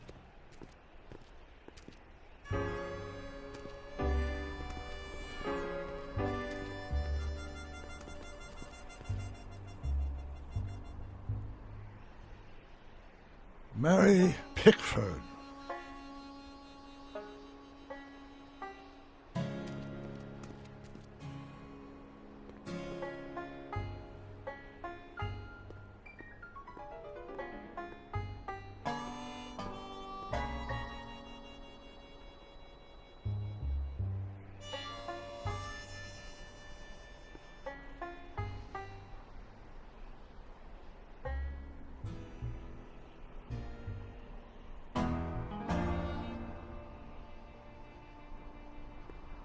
An old saloon sign.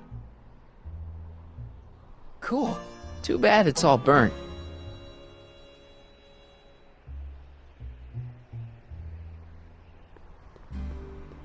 Ugh.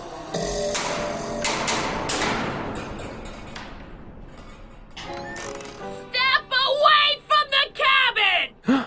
Pardon us for intruding, madam. We were wondering if you could tell us... I don't talk to hooligans! On a very friendly sort. Doc, that was Edna. Edna Strickland? Impossible. This is how she was when I first met her. I had to... Listen, just leave it to me. Okay, if you think you know how to handle her. Just remember, we need to know what happened to Hill Valley, and just as importantly, the precise time when it happened.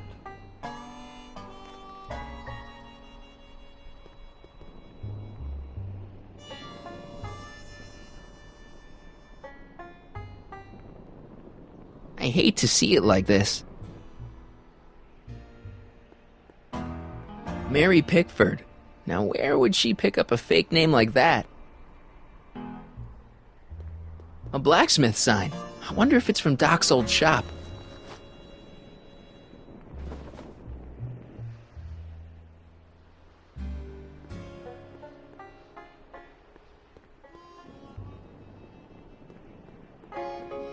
I wonder what's cooking.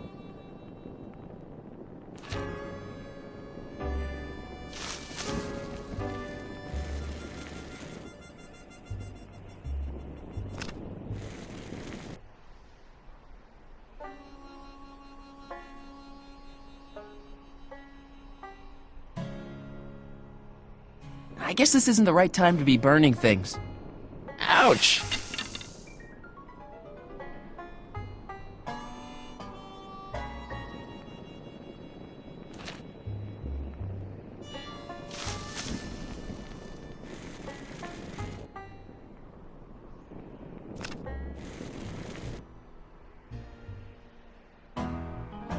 Not sure what that...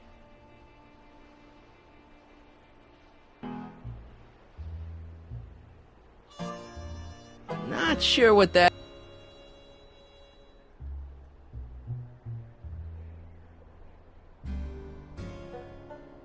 Ouch!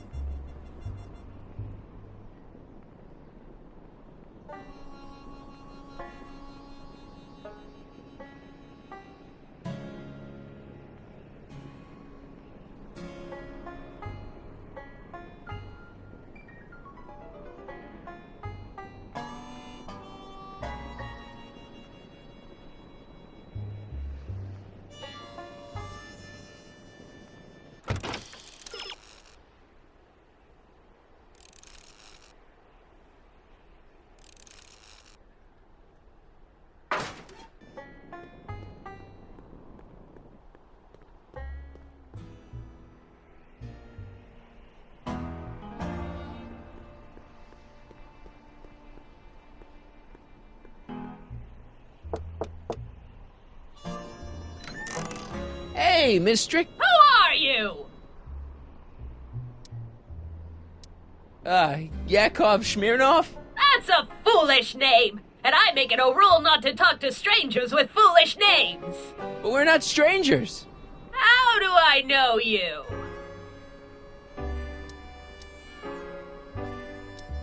You interviewed me once, back when you were young. Listen, Sonny, I'm an easygoing woman, but I got a few rules I live by. And rule number 1 is, I never, ever talk about the past! Or the future, neither. I don't talk about any day but today. I guess that didn't go so well. Of course she doesn't talk about the past, because there's something in her past she's trying to forget. But we're gonna pry it out of her. Go ahead, knock on the door again.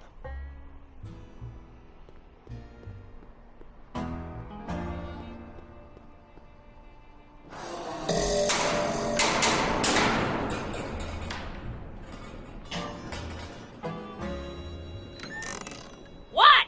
It's me again, your old friend. How do I know you? We spent the day together. We did? Where? At the expo. That's crazy. I've been here all... What day is it? Tuesday, October 13th, 1931. October 13th, 1931. October 13th. Something funny about that date. Well, what are you here for? I brought something for you. What is it? Let me see.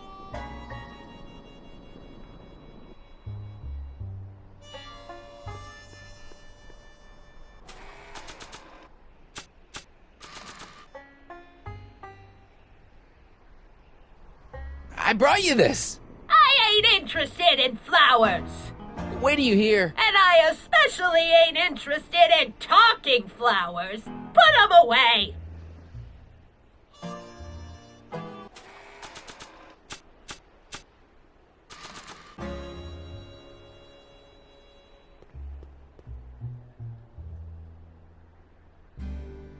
I brought you these algae cakes.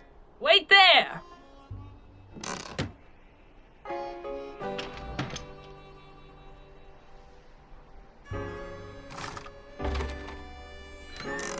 Not bad. You got anything else for me?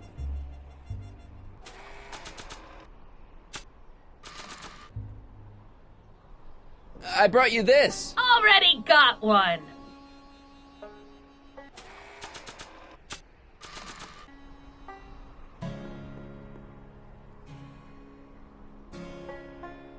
I brought you this. Already got one. We must have brought something Edna wants. Don't look at me. I didn't bring anything but myself.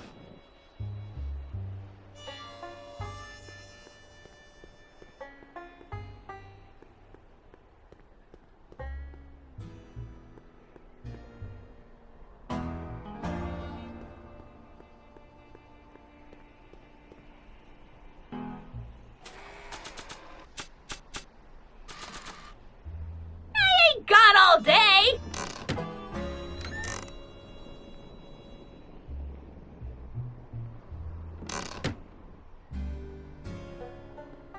Not sure what that... I'm sure I can get her to talk to me. Then what are you waiting for? Knock on the door.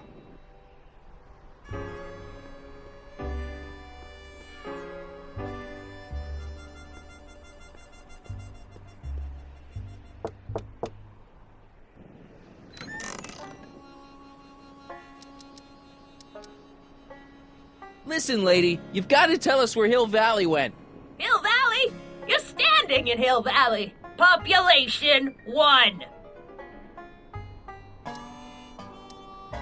Look, I'm scheduled to be born in Hill Valley in about 35 years, and there better be a town waiting for me when I get there. Might be there was a town once long ago, or might be it was in the future.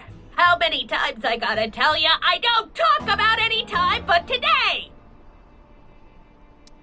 You see that car over there? You stole that from Carl Sagan, and you time jumped into the past. Me? Steal a the car. You got a lot of nerve, Sonny. Everyone in town knows that Mary Pickford's the most law-abiding citizen that Hill Valley's ever had. And I don't give a fig about the past. I brought something for you. What is it? Let me see.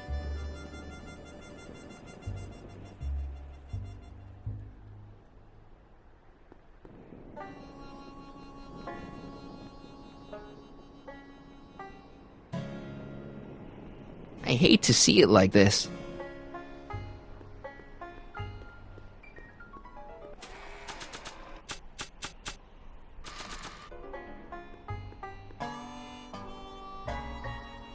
I brought you this picture. Who's that? You don't know him, but he looks a lot like this guy you did know. Not interested.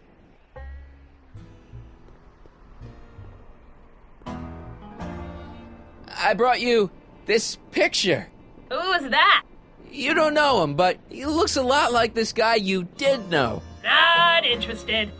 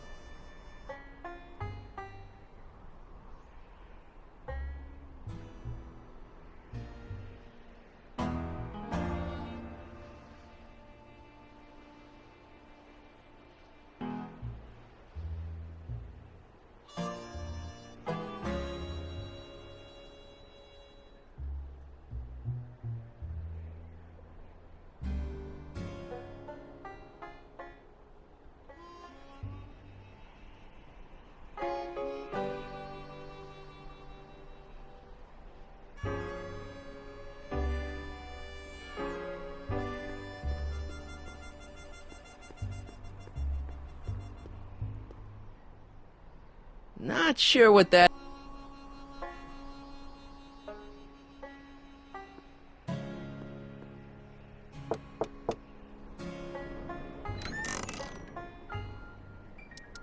I brought something for you. What is it? Let me see.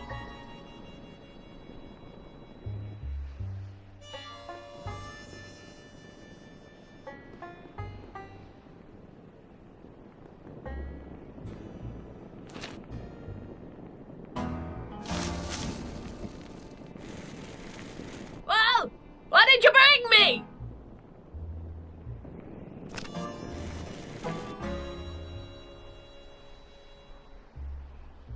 Not sure what that...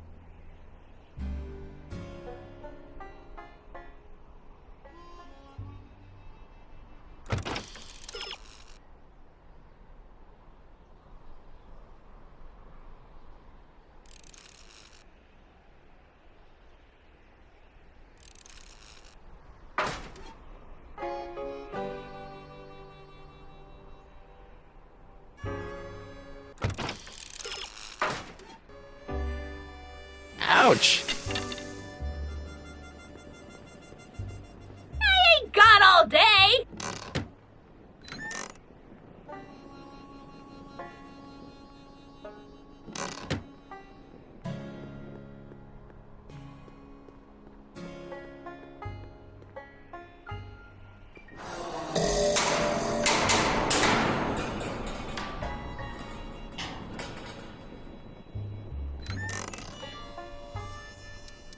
I brought something for you.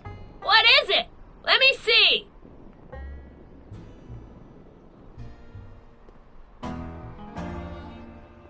I brought you... him. Him? Who him? Him who?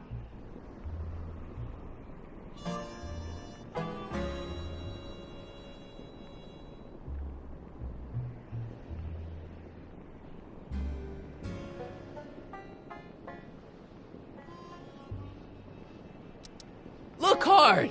Don't tell me you don't recognize your own boyfriend. My boyfriend?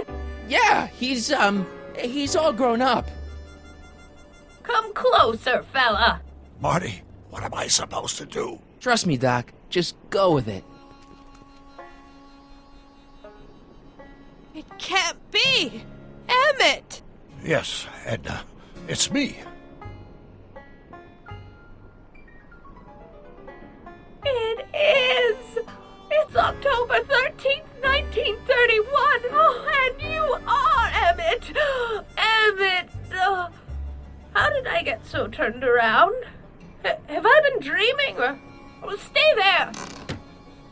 It's a classic case of repressed memory syndrome. Once the mental dam is broken, the subject is immediately plunged into the midst of the very scenes she's trying to forget.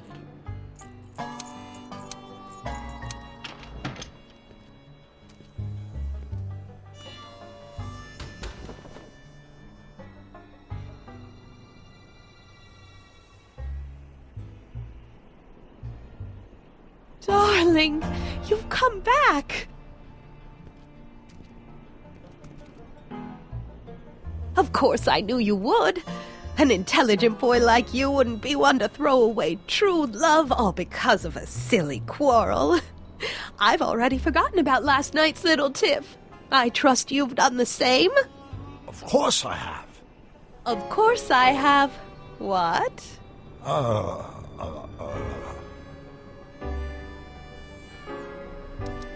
Schnookums. Schnookums. You're sweet.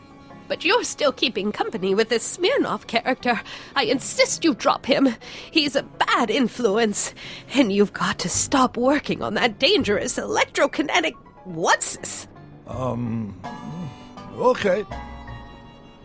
I suppose now you're miffed with me for forcing Detective Parker to close your booth down. Bitter medicine for you, I know, but I had to do it. And Parker had no choice but to obey my orders. He knows that my opinion carries a lot of weight in Hill Valley, and he'd never... Parker would never... Oh... What is it? I don't know. Something about Detective Parker. Something that happened to me on October 13th. What could it be? Can you jog her memory? If we can keep her mind in the past, we may get the full story of Hill Valley's premature destruction.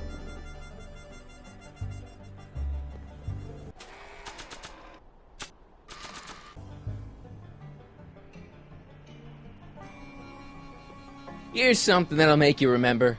Remember what? I don't like to remember. Who are you? What are you doing in my yard, you hooligan? No, Edna. No yard. What? This is Emmett speaking. It's October 13th, 1931. Yes. And something's about to happen. Oh, yes, something big. But what? Better not talk to her directly. It'll break the spell. Maybe this'll take you back. Back where? I don't want to go back. Stay in the moment, Edna. Please, Marty. Don't interrupt the trance.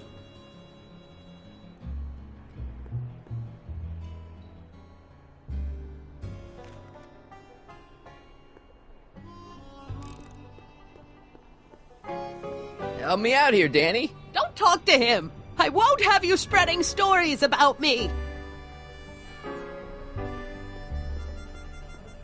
Mary Pickford. Now where would she pick up a fake name like that?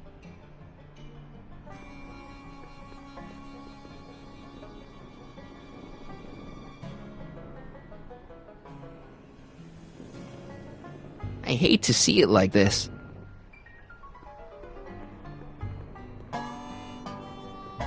I'm guessing this mop doesn't get much use.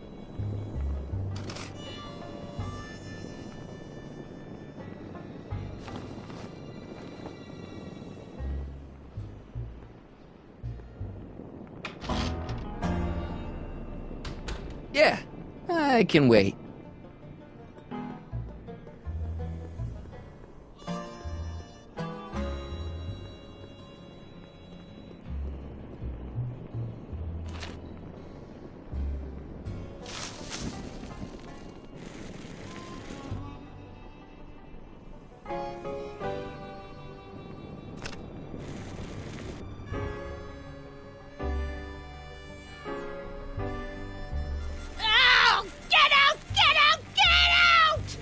Don't upset her, Marty. Sorry.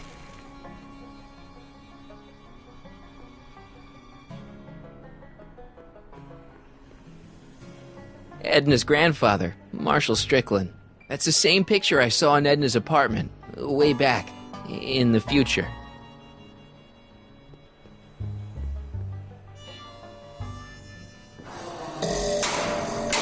What's that? Who's there? Please, Marty. Don't interrupt the trance. This hat doesn't frame her face very well.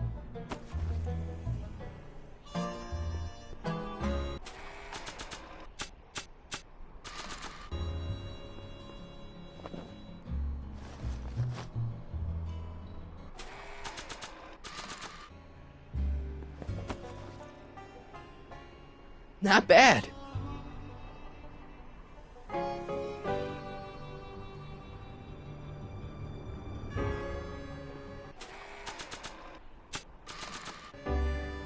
Not sure what that...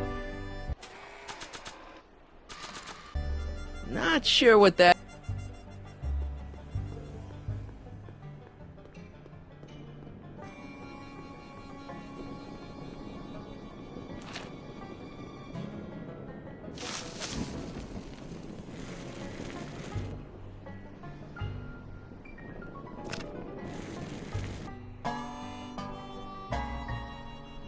Not sure what that...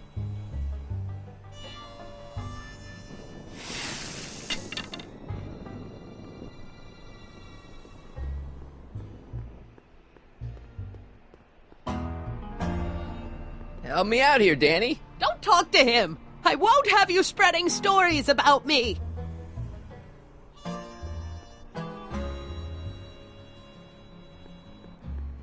Help me figure something out. Yes? I'm not sure what she's searching for. Did Detective Parker do something to Edna at the expo? Yeah, he tried to arrest her. That must be it. Can you think of a way to prompt her memory?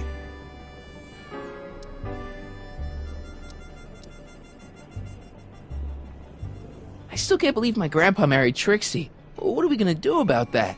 It's a dire situation, but I'm afraid I'll have to take a back seat to unraveling this unspeakable catastrophe. I'll figure something out. I'm sure you will. Maybe this'll take you back. Please, Marty, don't interrupt the trance.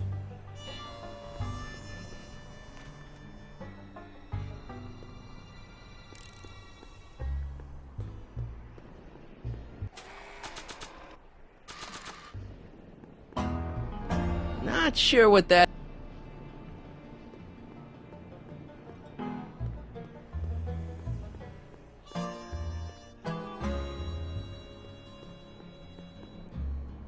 Edna's grandfather, Marshall Strickland. That's the same picture I saw in Edna's apartment, way back, in the future.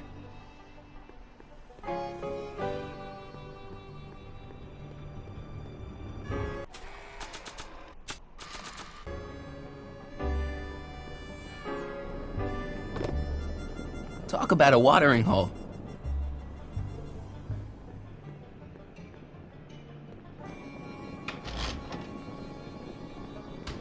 Yeah, I can wait.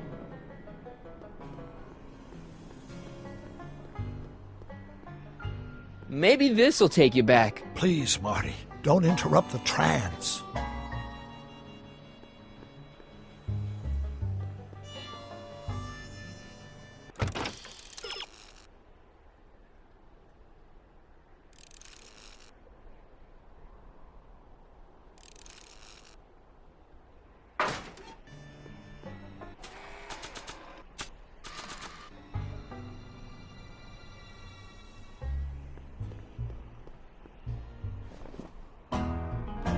You know, I don't think I ever asked you why you burned down all those speakeasies. Why? Because no one else was doing anything about them. No! Turn it off, you imbecile! If Parker hears that, he'll...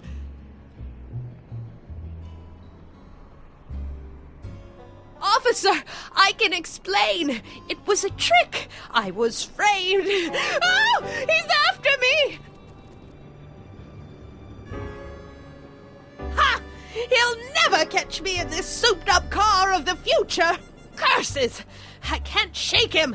Well, no use in holding back now. Let's see what this baby can do. And here it comes! Yes? Here what comes? I don't know. Something really unexpected is supposed to happen right about now, but I'm not sure what. Oh, come to think of it, how can I be expecting something unexpected? Oh, what's going on? Quick, Marty. We've got to find a way to push the story along before she snaps out of her reverie.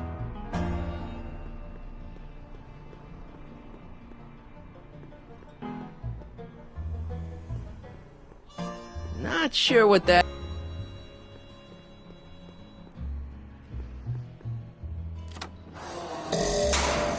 Here they come! The lights! I'm being transported! Where?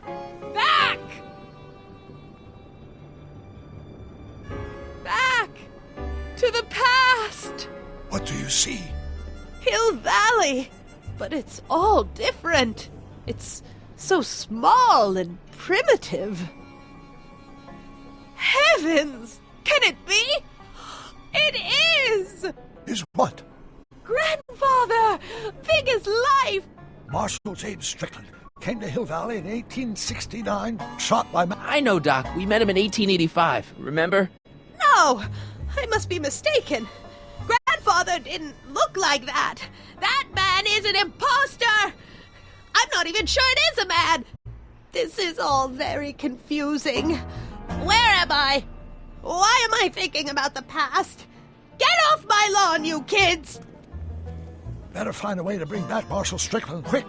We've got to bring this story to a climax. Oh, Grandfather, how well you look. How well everything looks.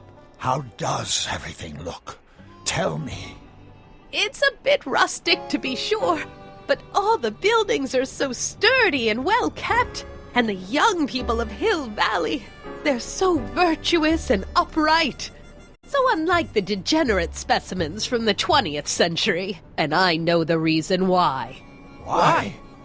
They haven't yet fallen prey to the vices of booze and debauchery. They are still in a state of innocence. I think I could learn to like living here. But who's this? Who? This big lout swaggering up the street, lips curled in an insolent sneer. He's a newcomer to Hill Valley. Beauregard. Beauregard... Tannen. Yes! Good guess. Look at him, acting like a big shot, throwing his money around. Stolen money, no doubt. Why can't they see through him? The two-bit phony! And now his plan becomes clear. He's bought a plot of land in town. He's going to put up a what? I don't know. It's something I don't like. Something evil. A saloon? In Hill Valley? Oh, he can't do that! Grandpa, you can't let him do it! You can't let that snake ruin paradise! Well, if they're all too blind to stop him, I'll just have to take the law into my own hands.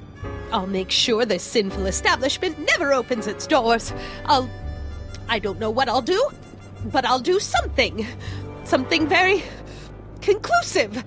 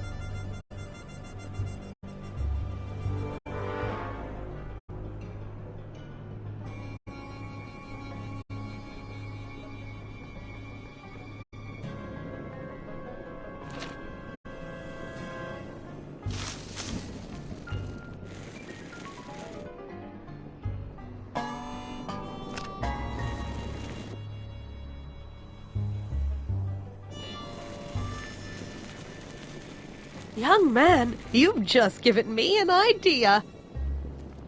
First, we'll need some kerosene. Apply it liberally to the building site. No sense in being parsimonious. And now, watch.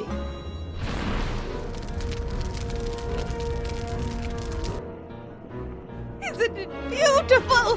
The devil's handiwork consumed by the fires of righteousness!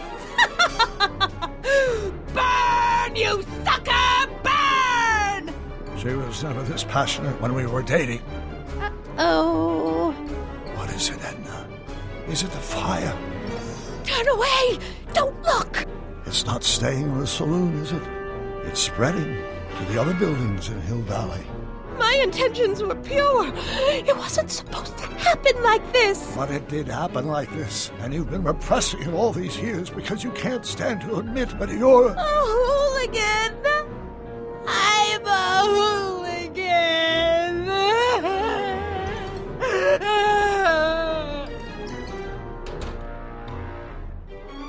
Did I lay it on too thick? Here's the story. Black and white and red all over. Ha!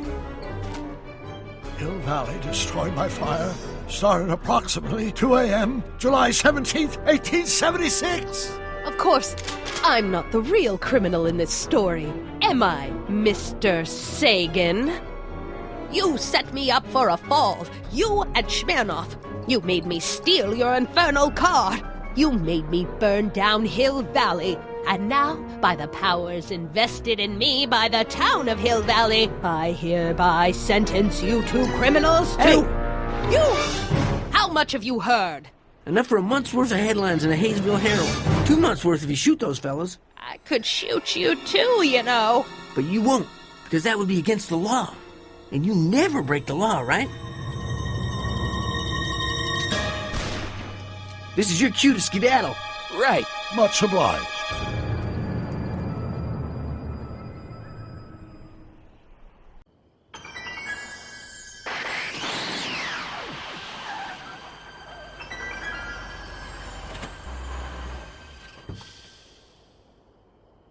There's Beauregard Tannen's half-finished saloon. Sometime during the next hour, Edna's going to light it on fire and accidentally burn down Hill Valley. I wonder where her DeLorean is. We'll find it later. Right now, we've got to stop that fire. I'll go around back. You go through the front. Got it.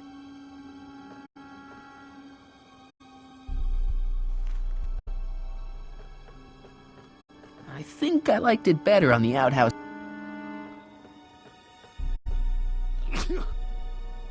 I'd better not get too close.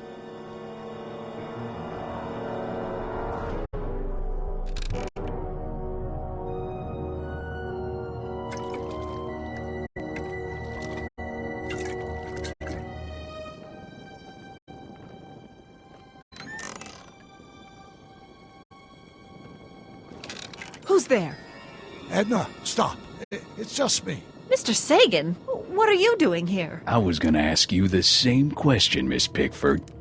Isn't it obvious? I'm putting an end to your den of iniquity before it starts. I don't think so, Mary. I don't like shooting women, but no one comes between Beauregard B. Tannen and his livelihood. Tannen, stop! If you shoot her, she'll drop the torch, and this whole place will burn up. Edna, stop! If you drop that torch, he'll shoot us! Looks like we're at something of a standoff here, Mr. Tannen. I don't see a way out, unless somebody manages to disarm both of you at the same time. How the hell am I supposed to do that?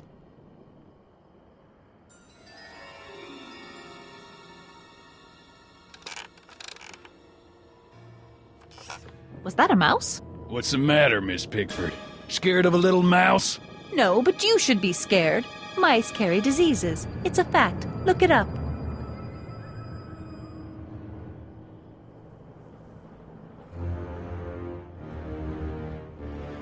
Dolores Miskin?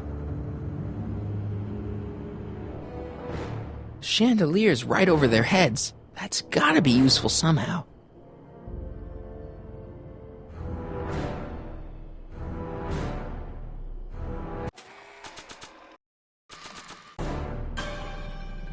Not sure what that... 100 years from now, Hill Valley will erect a statue in my honor. If you go through with this, there won't be a Hill Valley 100 minutes from now.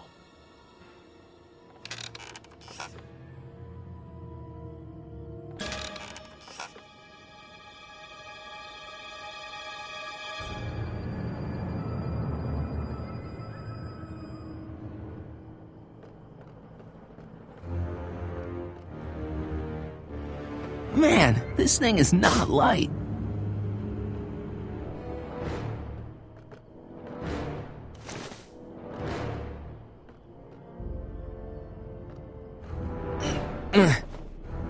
What kind of odds would you give me that I can disarm you and...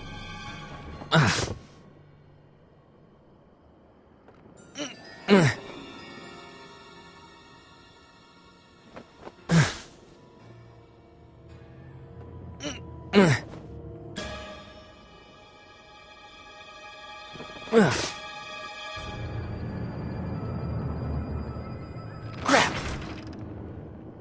It's right over his head, but I can't knock him out while Edna's still holding that torch.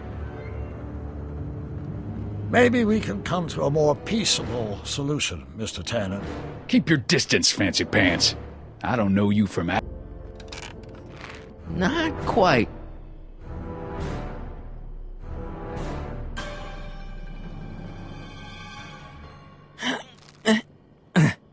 Heavy. I can't reach it, and even if I could knock it down, Edna'd be free to torch the place.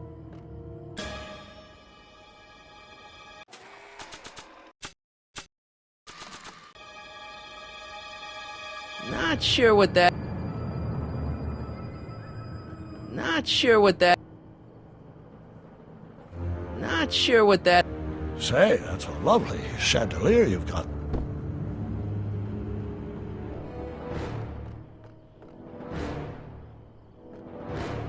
Man, this thing is not light.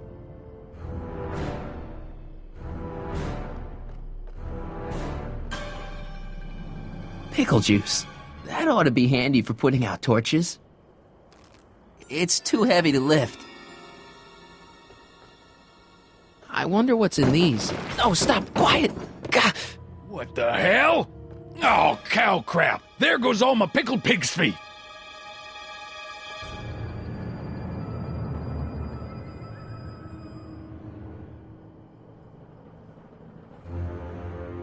Pickle juice. That ought to be handy for putting out torches. It's too heavy to lift.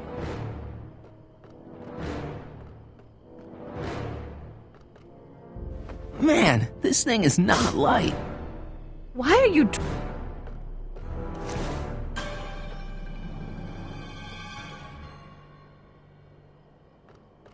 Going down. Looks like your torch is getting a little dim there, Miss Pickford. It's still hot enough to bring down this little bit of Gomorrah, Tannen.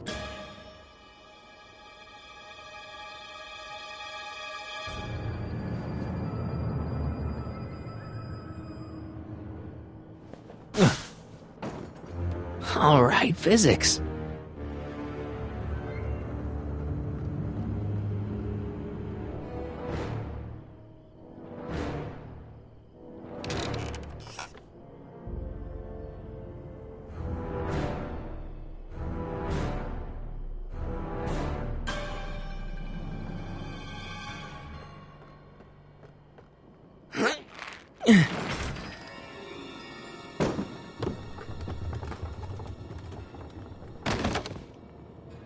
What was that noise? What noise? I didn't hear a noise.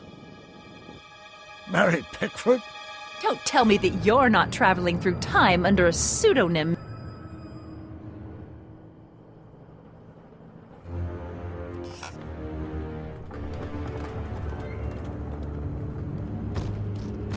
Okay, that was lucky. Won't be long now. We'll just see.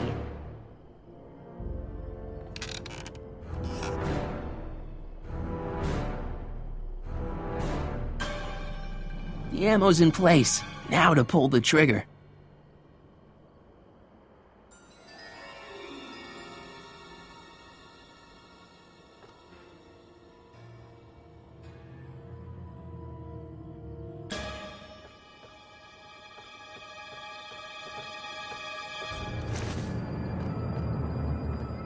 Are you here to haul me back to 1931 for my supposed crimes? Or is there some sort of time court for that kind of thing? The ammo's in place. Now to pull the trigger. Hang in there, Doc. That pickle barrel's right over her head.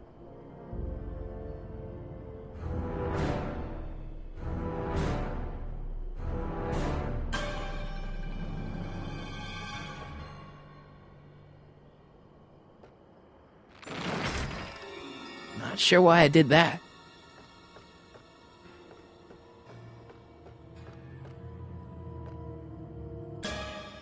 If I had a gun, I could probably outdraw Tannen, but I don't. Why are you so hellfire? The sandbag's right over Tannen's head.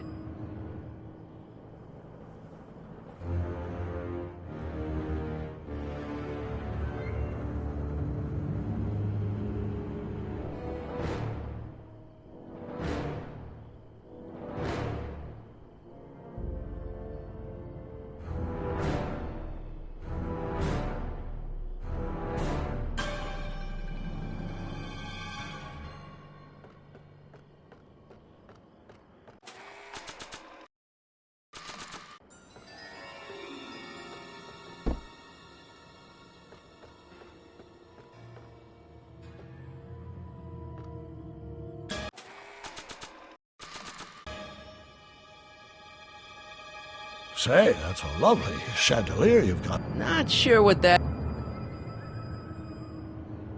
Not sure what that... Not sure what that... Not sure what that... Not sure what that... Dolores Miskin? Sandbag's right over Tannen's head.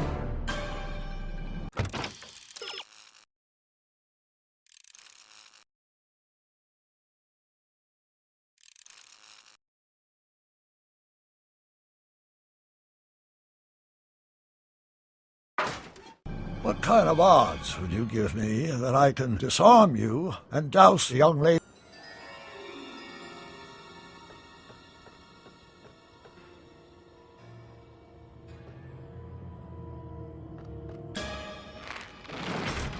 Not sure why I did that.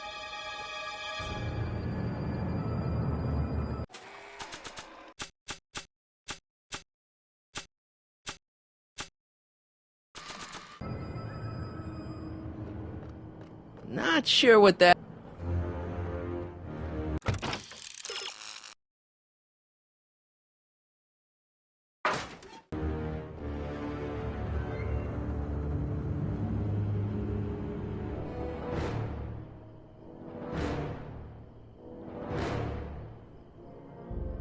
Why?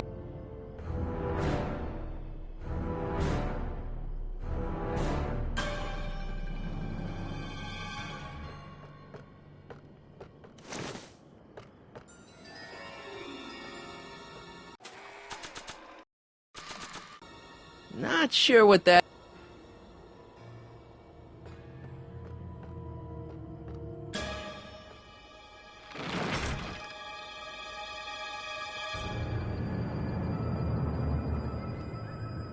Are you here to haul me? Come on. Got any last words? I'll see you in hell, Tannen. You first, lady.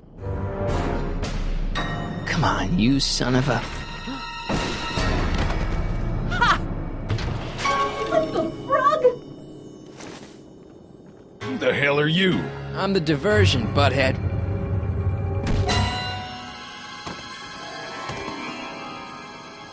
Nice one, Doc. Don't tell Clara. She thinks fisticuffs set a bad example for the boys. Now, where's Edna? Doc, she's gone. Edna's DeLorean.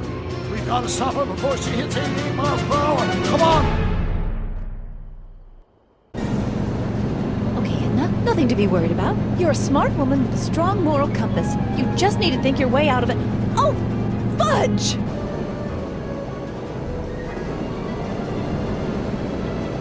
What's she doing? I think she's spouting euphemisms at us. Luckily, the road out of Hill Valley is still pretty rough in 1875. It's unlikely she'll manage to accelerate to 88 miles an hour anytime soon. How are we gonna stop her? Good question. We can't risk injuring her or damaging the vehicle for fear of altering the timeline even further. Luckily, those diagnostic lights my alternate self put all over her DeLorean have given me an idea. Here, take these. What are these? Flux synchronization modules. How do they work? I generally use them for maintenance purposes, but we might be able to use them to sync up with the alternate DeLorean's diagnostic modules, thus making it possible to link both sets of time circuits and override the time destination of the alternate DeLorean. At least that's the theory, anyway. That's a great plan, I think. Best of all, we won't need to weld the modules to the frame. Snap them over the diagnostic lights. Wait a minute, Doc. You want me to go out there? How the heck am I supposed to do that? Good question.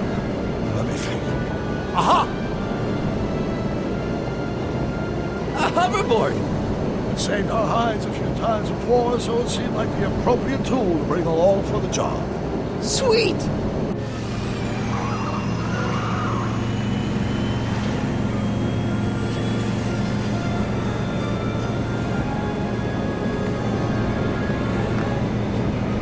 You okay? It's just like riding a bike. You ready to make the jump? Ready, Doc. 1, 2, 3, jump! Marty. How's the reception on the wireless? Great. Where'd you get these? From Vern's cache of 21st century video game consoles. Now remember, all you've got to do is attach the FluxSync modules to those diagnostic lights. Will do, Doc.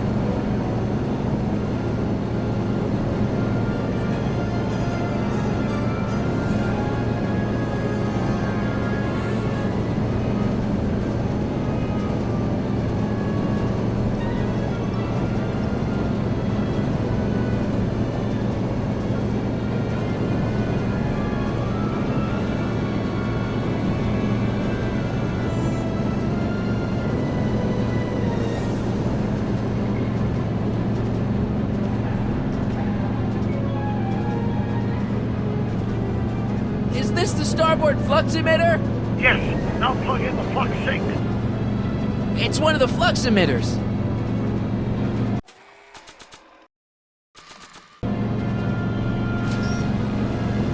All right. Nicely done. Now, aim the sync toward the receiving dish. I'll try, but it's getting a little bumpy out here. I already put a flux override here.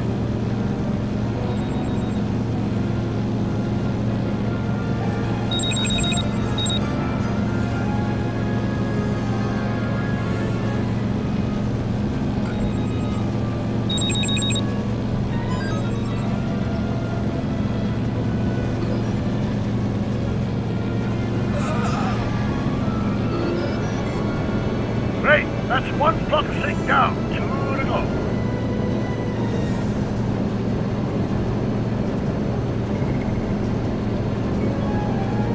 Mr. Fusion, should I disable it? Leave it alone. It's not a good idea to monkey with nuclear reactors.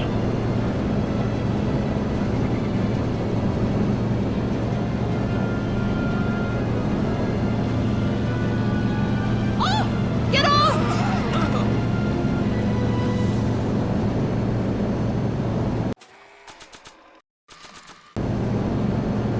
Not sure what that... Get off! I can't sneak past the rearview mirror.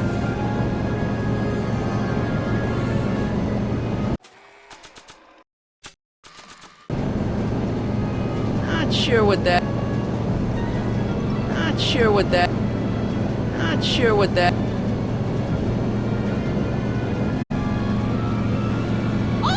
Get off! I can't sneak past the rearview mirror. Get off! I can't sneak past the rearview mirror.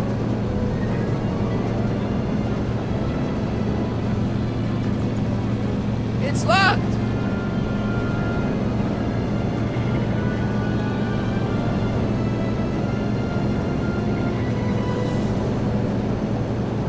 Is that one of the flux emitters? Yes, now plug in the flux sink.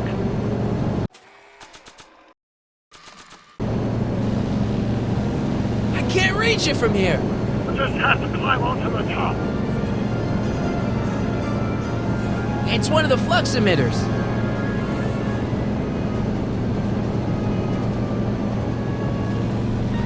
It's locked.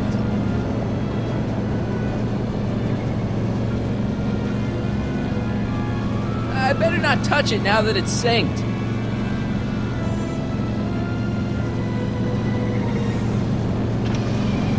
Whoa!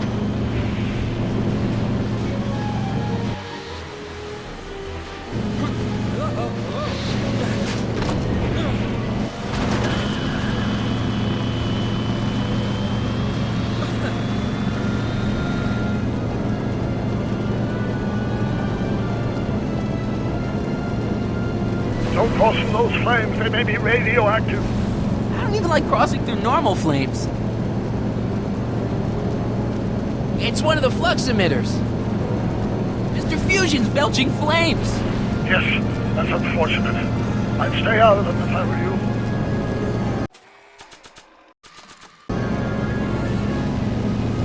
I can't reach it from here. I just have to climb onto the top.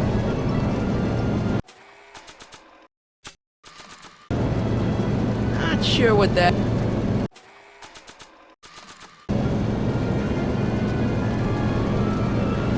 Don't cross through those flames, they may be radioactive.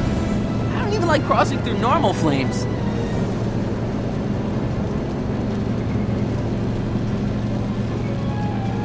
I better not touch it now that it's synced. Whoa! Marty! I'm okay. I'm okay. It's locked.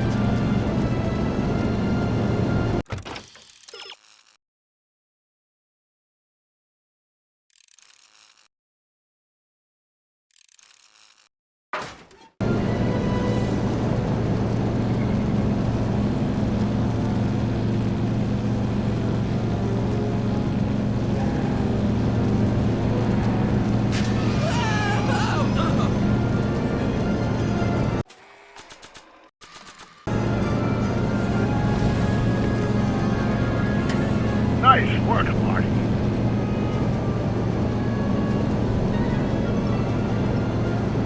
Not sure what that.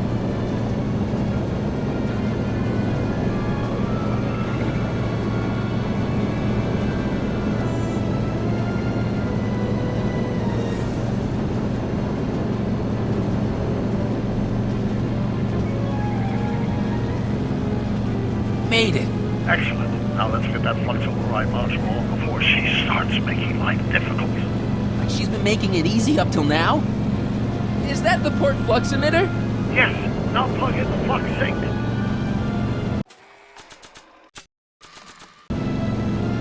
Well, here goes nothing, Doc. Whoa! Perfect. Now aim the flux sink towards the receiving dish on my DeLorean. Receiving dish. Check. I already put a flux override here.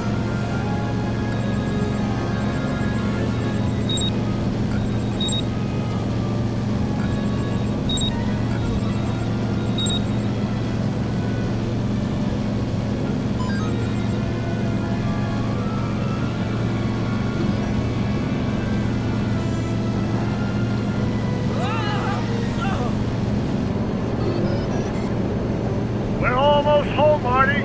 Just one flux sink left. off my car, you hooligan!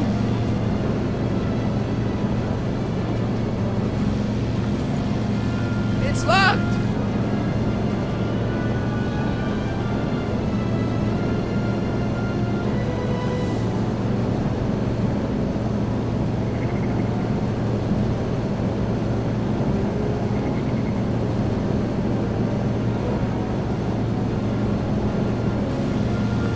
It's locked!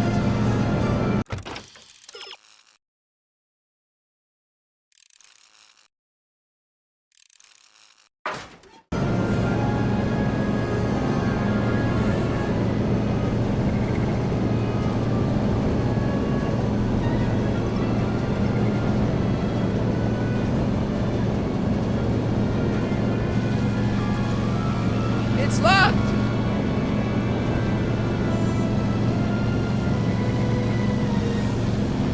I better not touch it now that it's synced.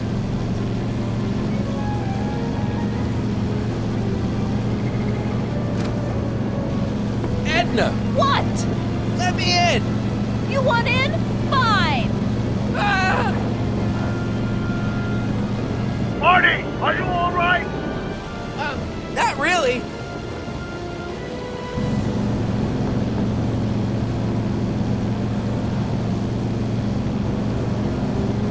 What? Pull over! No! Whoa! Excellent, Marty. Now that you're on top of the DeLorean, you can attach the flux sink to the overhead flux emitter. That's great, Doc.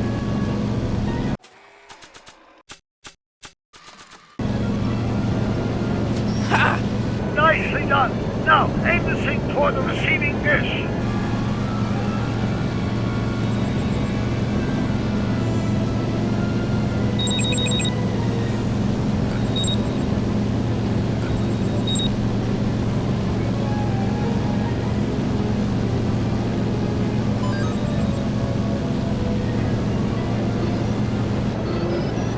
That's it.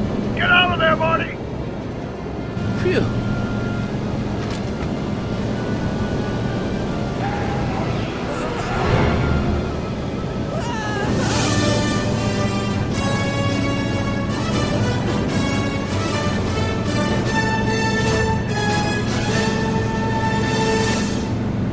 Now what? Now we take control of Edna's DeLorean with the flux synchronizers, and that's strange. What? According to these readings, the temporal cohesion of Edna's DeLorean is decaying at an alarming rate. English, Doc. We've got to get Edna home, now!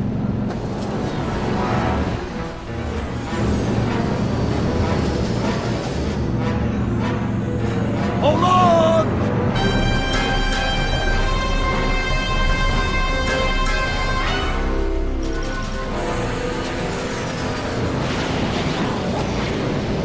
Holy shit!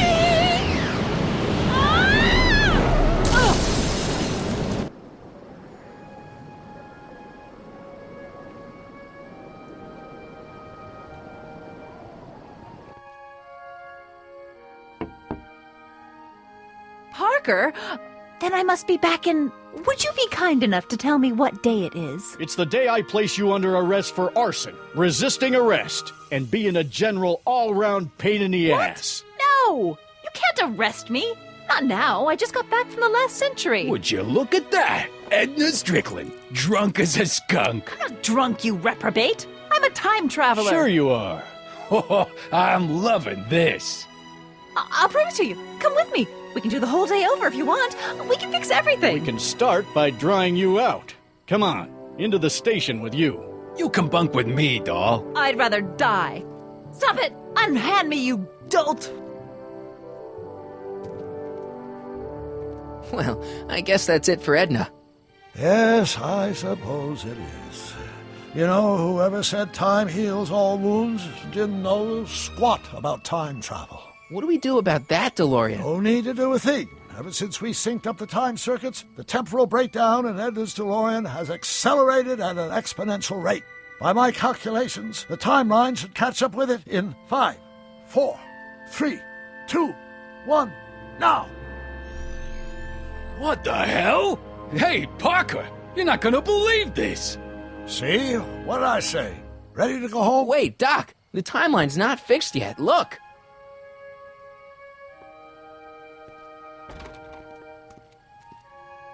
Harry, you missed all the fireworks at the expo. Yeah, so I heard. Listen, I heard a rumor about you two. I guess we gotta come clean. Ta-da! Artie took me to Reno last night. Try to keep a secret in Hill Valley. Well, you gonna congratulate us or what? And it's true. My grandpa's married the wrong grandma. I'm done for. Hey, are you feeling all right, kid? You don't look so hot.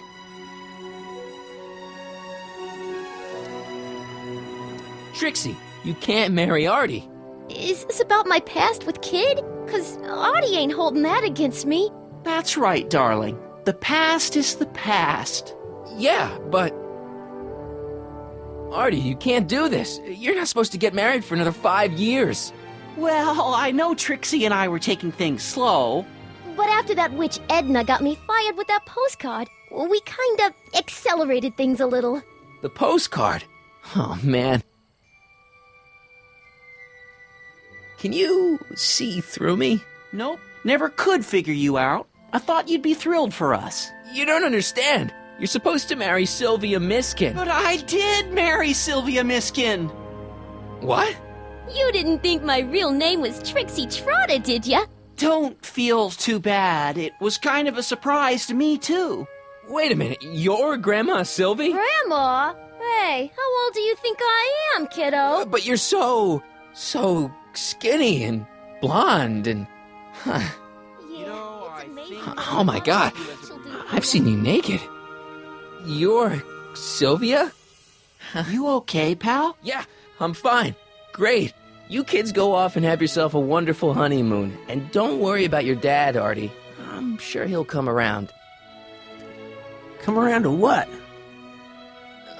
To approving your marriage. You seem kind of mad about it back at the high school. Well, that was before I got a look at her. Besides, as my dear old father Seamus used to say, no sense in getting riled up over something I can't do nothing about. And honestly, now that I met her, I can't imagine a better daughter-in-law than the charming Miss Sylvie here. Aw, thank you, Dad.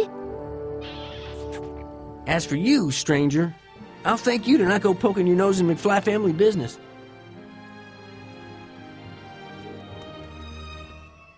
It's been a pleasure, Agent Callahan.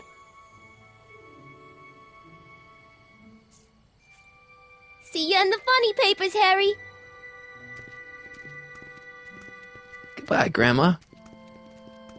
You know, I took some pictures of Trixie in 1931. Hey, that's my grandma you're talking about.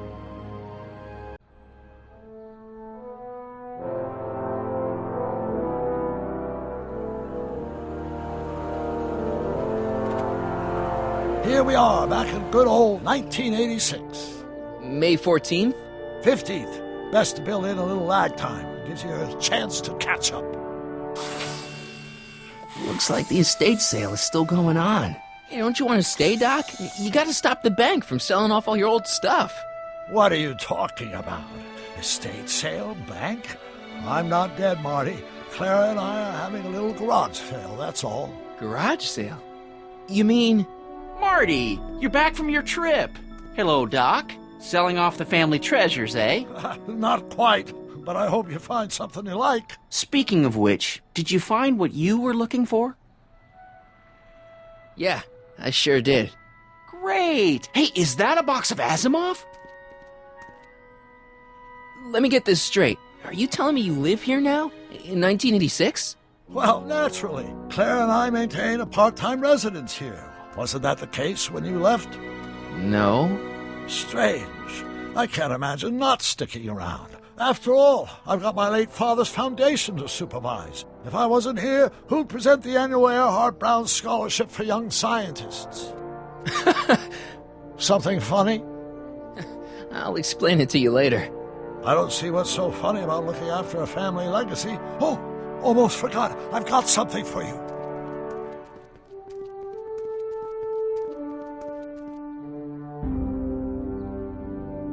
Happy graduation. Graduation? But that's not for another... The McFlys of Hill Valley. An exhaustively detailed history of your family, from your great-great-grandfather Seamus to the present. You traveled through time to write this? Well, most of the research was done traditionally, but your grandma Sylvia proved to be something of a mystery. Which is why you traveled back to 1931, to look for her. Exactly. Who knew she was singing in a speakeasy under a stage name? This is great, Doc. Thanks. It's the least I can do for the man who saved me from making the worst mistake of my life. Yoo-hoo! Dr. Brown! Edna? Einie! What's going on? What are you doing with my dog? The same thing I do every afternoon, silly man. Giving him such much-needed exercise. Isn't that right, Einstein? Hey, Dollface, it's past time for our 3:30. Coming, sweetie! Oh, Mr. McFly, have you seen my stepson anywhere? Oh, Biff! I think you're late for an appointment. Oh, well, gosh. You're right, Mr. McFly. Hi, Marty.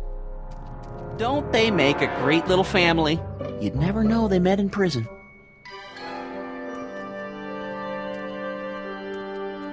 Don't say anything. Let's just walk quietly into the lab and hope there are no more surprises.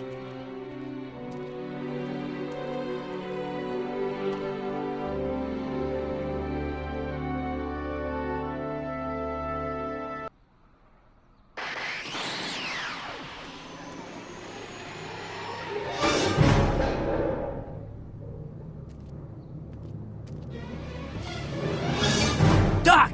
Marty! What are you doing here? You gotta come with me. Back to the future. Marty, you can't be here. If your younger self sees you, the consequences could be catastrophic. My younger self? Oh, right. Bring him along, too. This concerns all of us. What do you mean? Does something happen to us? Do we turn into assholes or something? Nah, we're fine. But our great-great-grandkids? What the hell? Great Scott!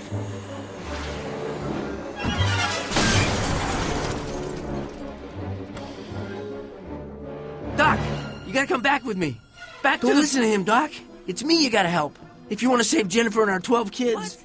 That timeline was overwritten 5 jumps back. Doc, how can there be 2 more of me here? I have no idea. By all rights, a space-time continuum should be tearing apart like a cheap dish rag right now. It already is. What my evil twin and I are trying to say is the future is totally jacked up, and you gotta come with me to save it. No, me! So, we meet at last. You've altered my timeline once too often. What's going on, Doc? Well, we do seem to have a conundrum on our hands. Or 3. Yeah, Doc, but which one is the real me? Isn't it obvious, Marty? Come on! Prepare to be erased. Doc, wait! What about the space-time continuum? Yeah, what about my future? And mine? The future can wait. We've got a present to catch up with.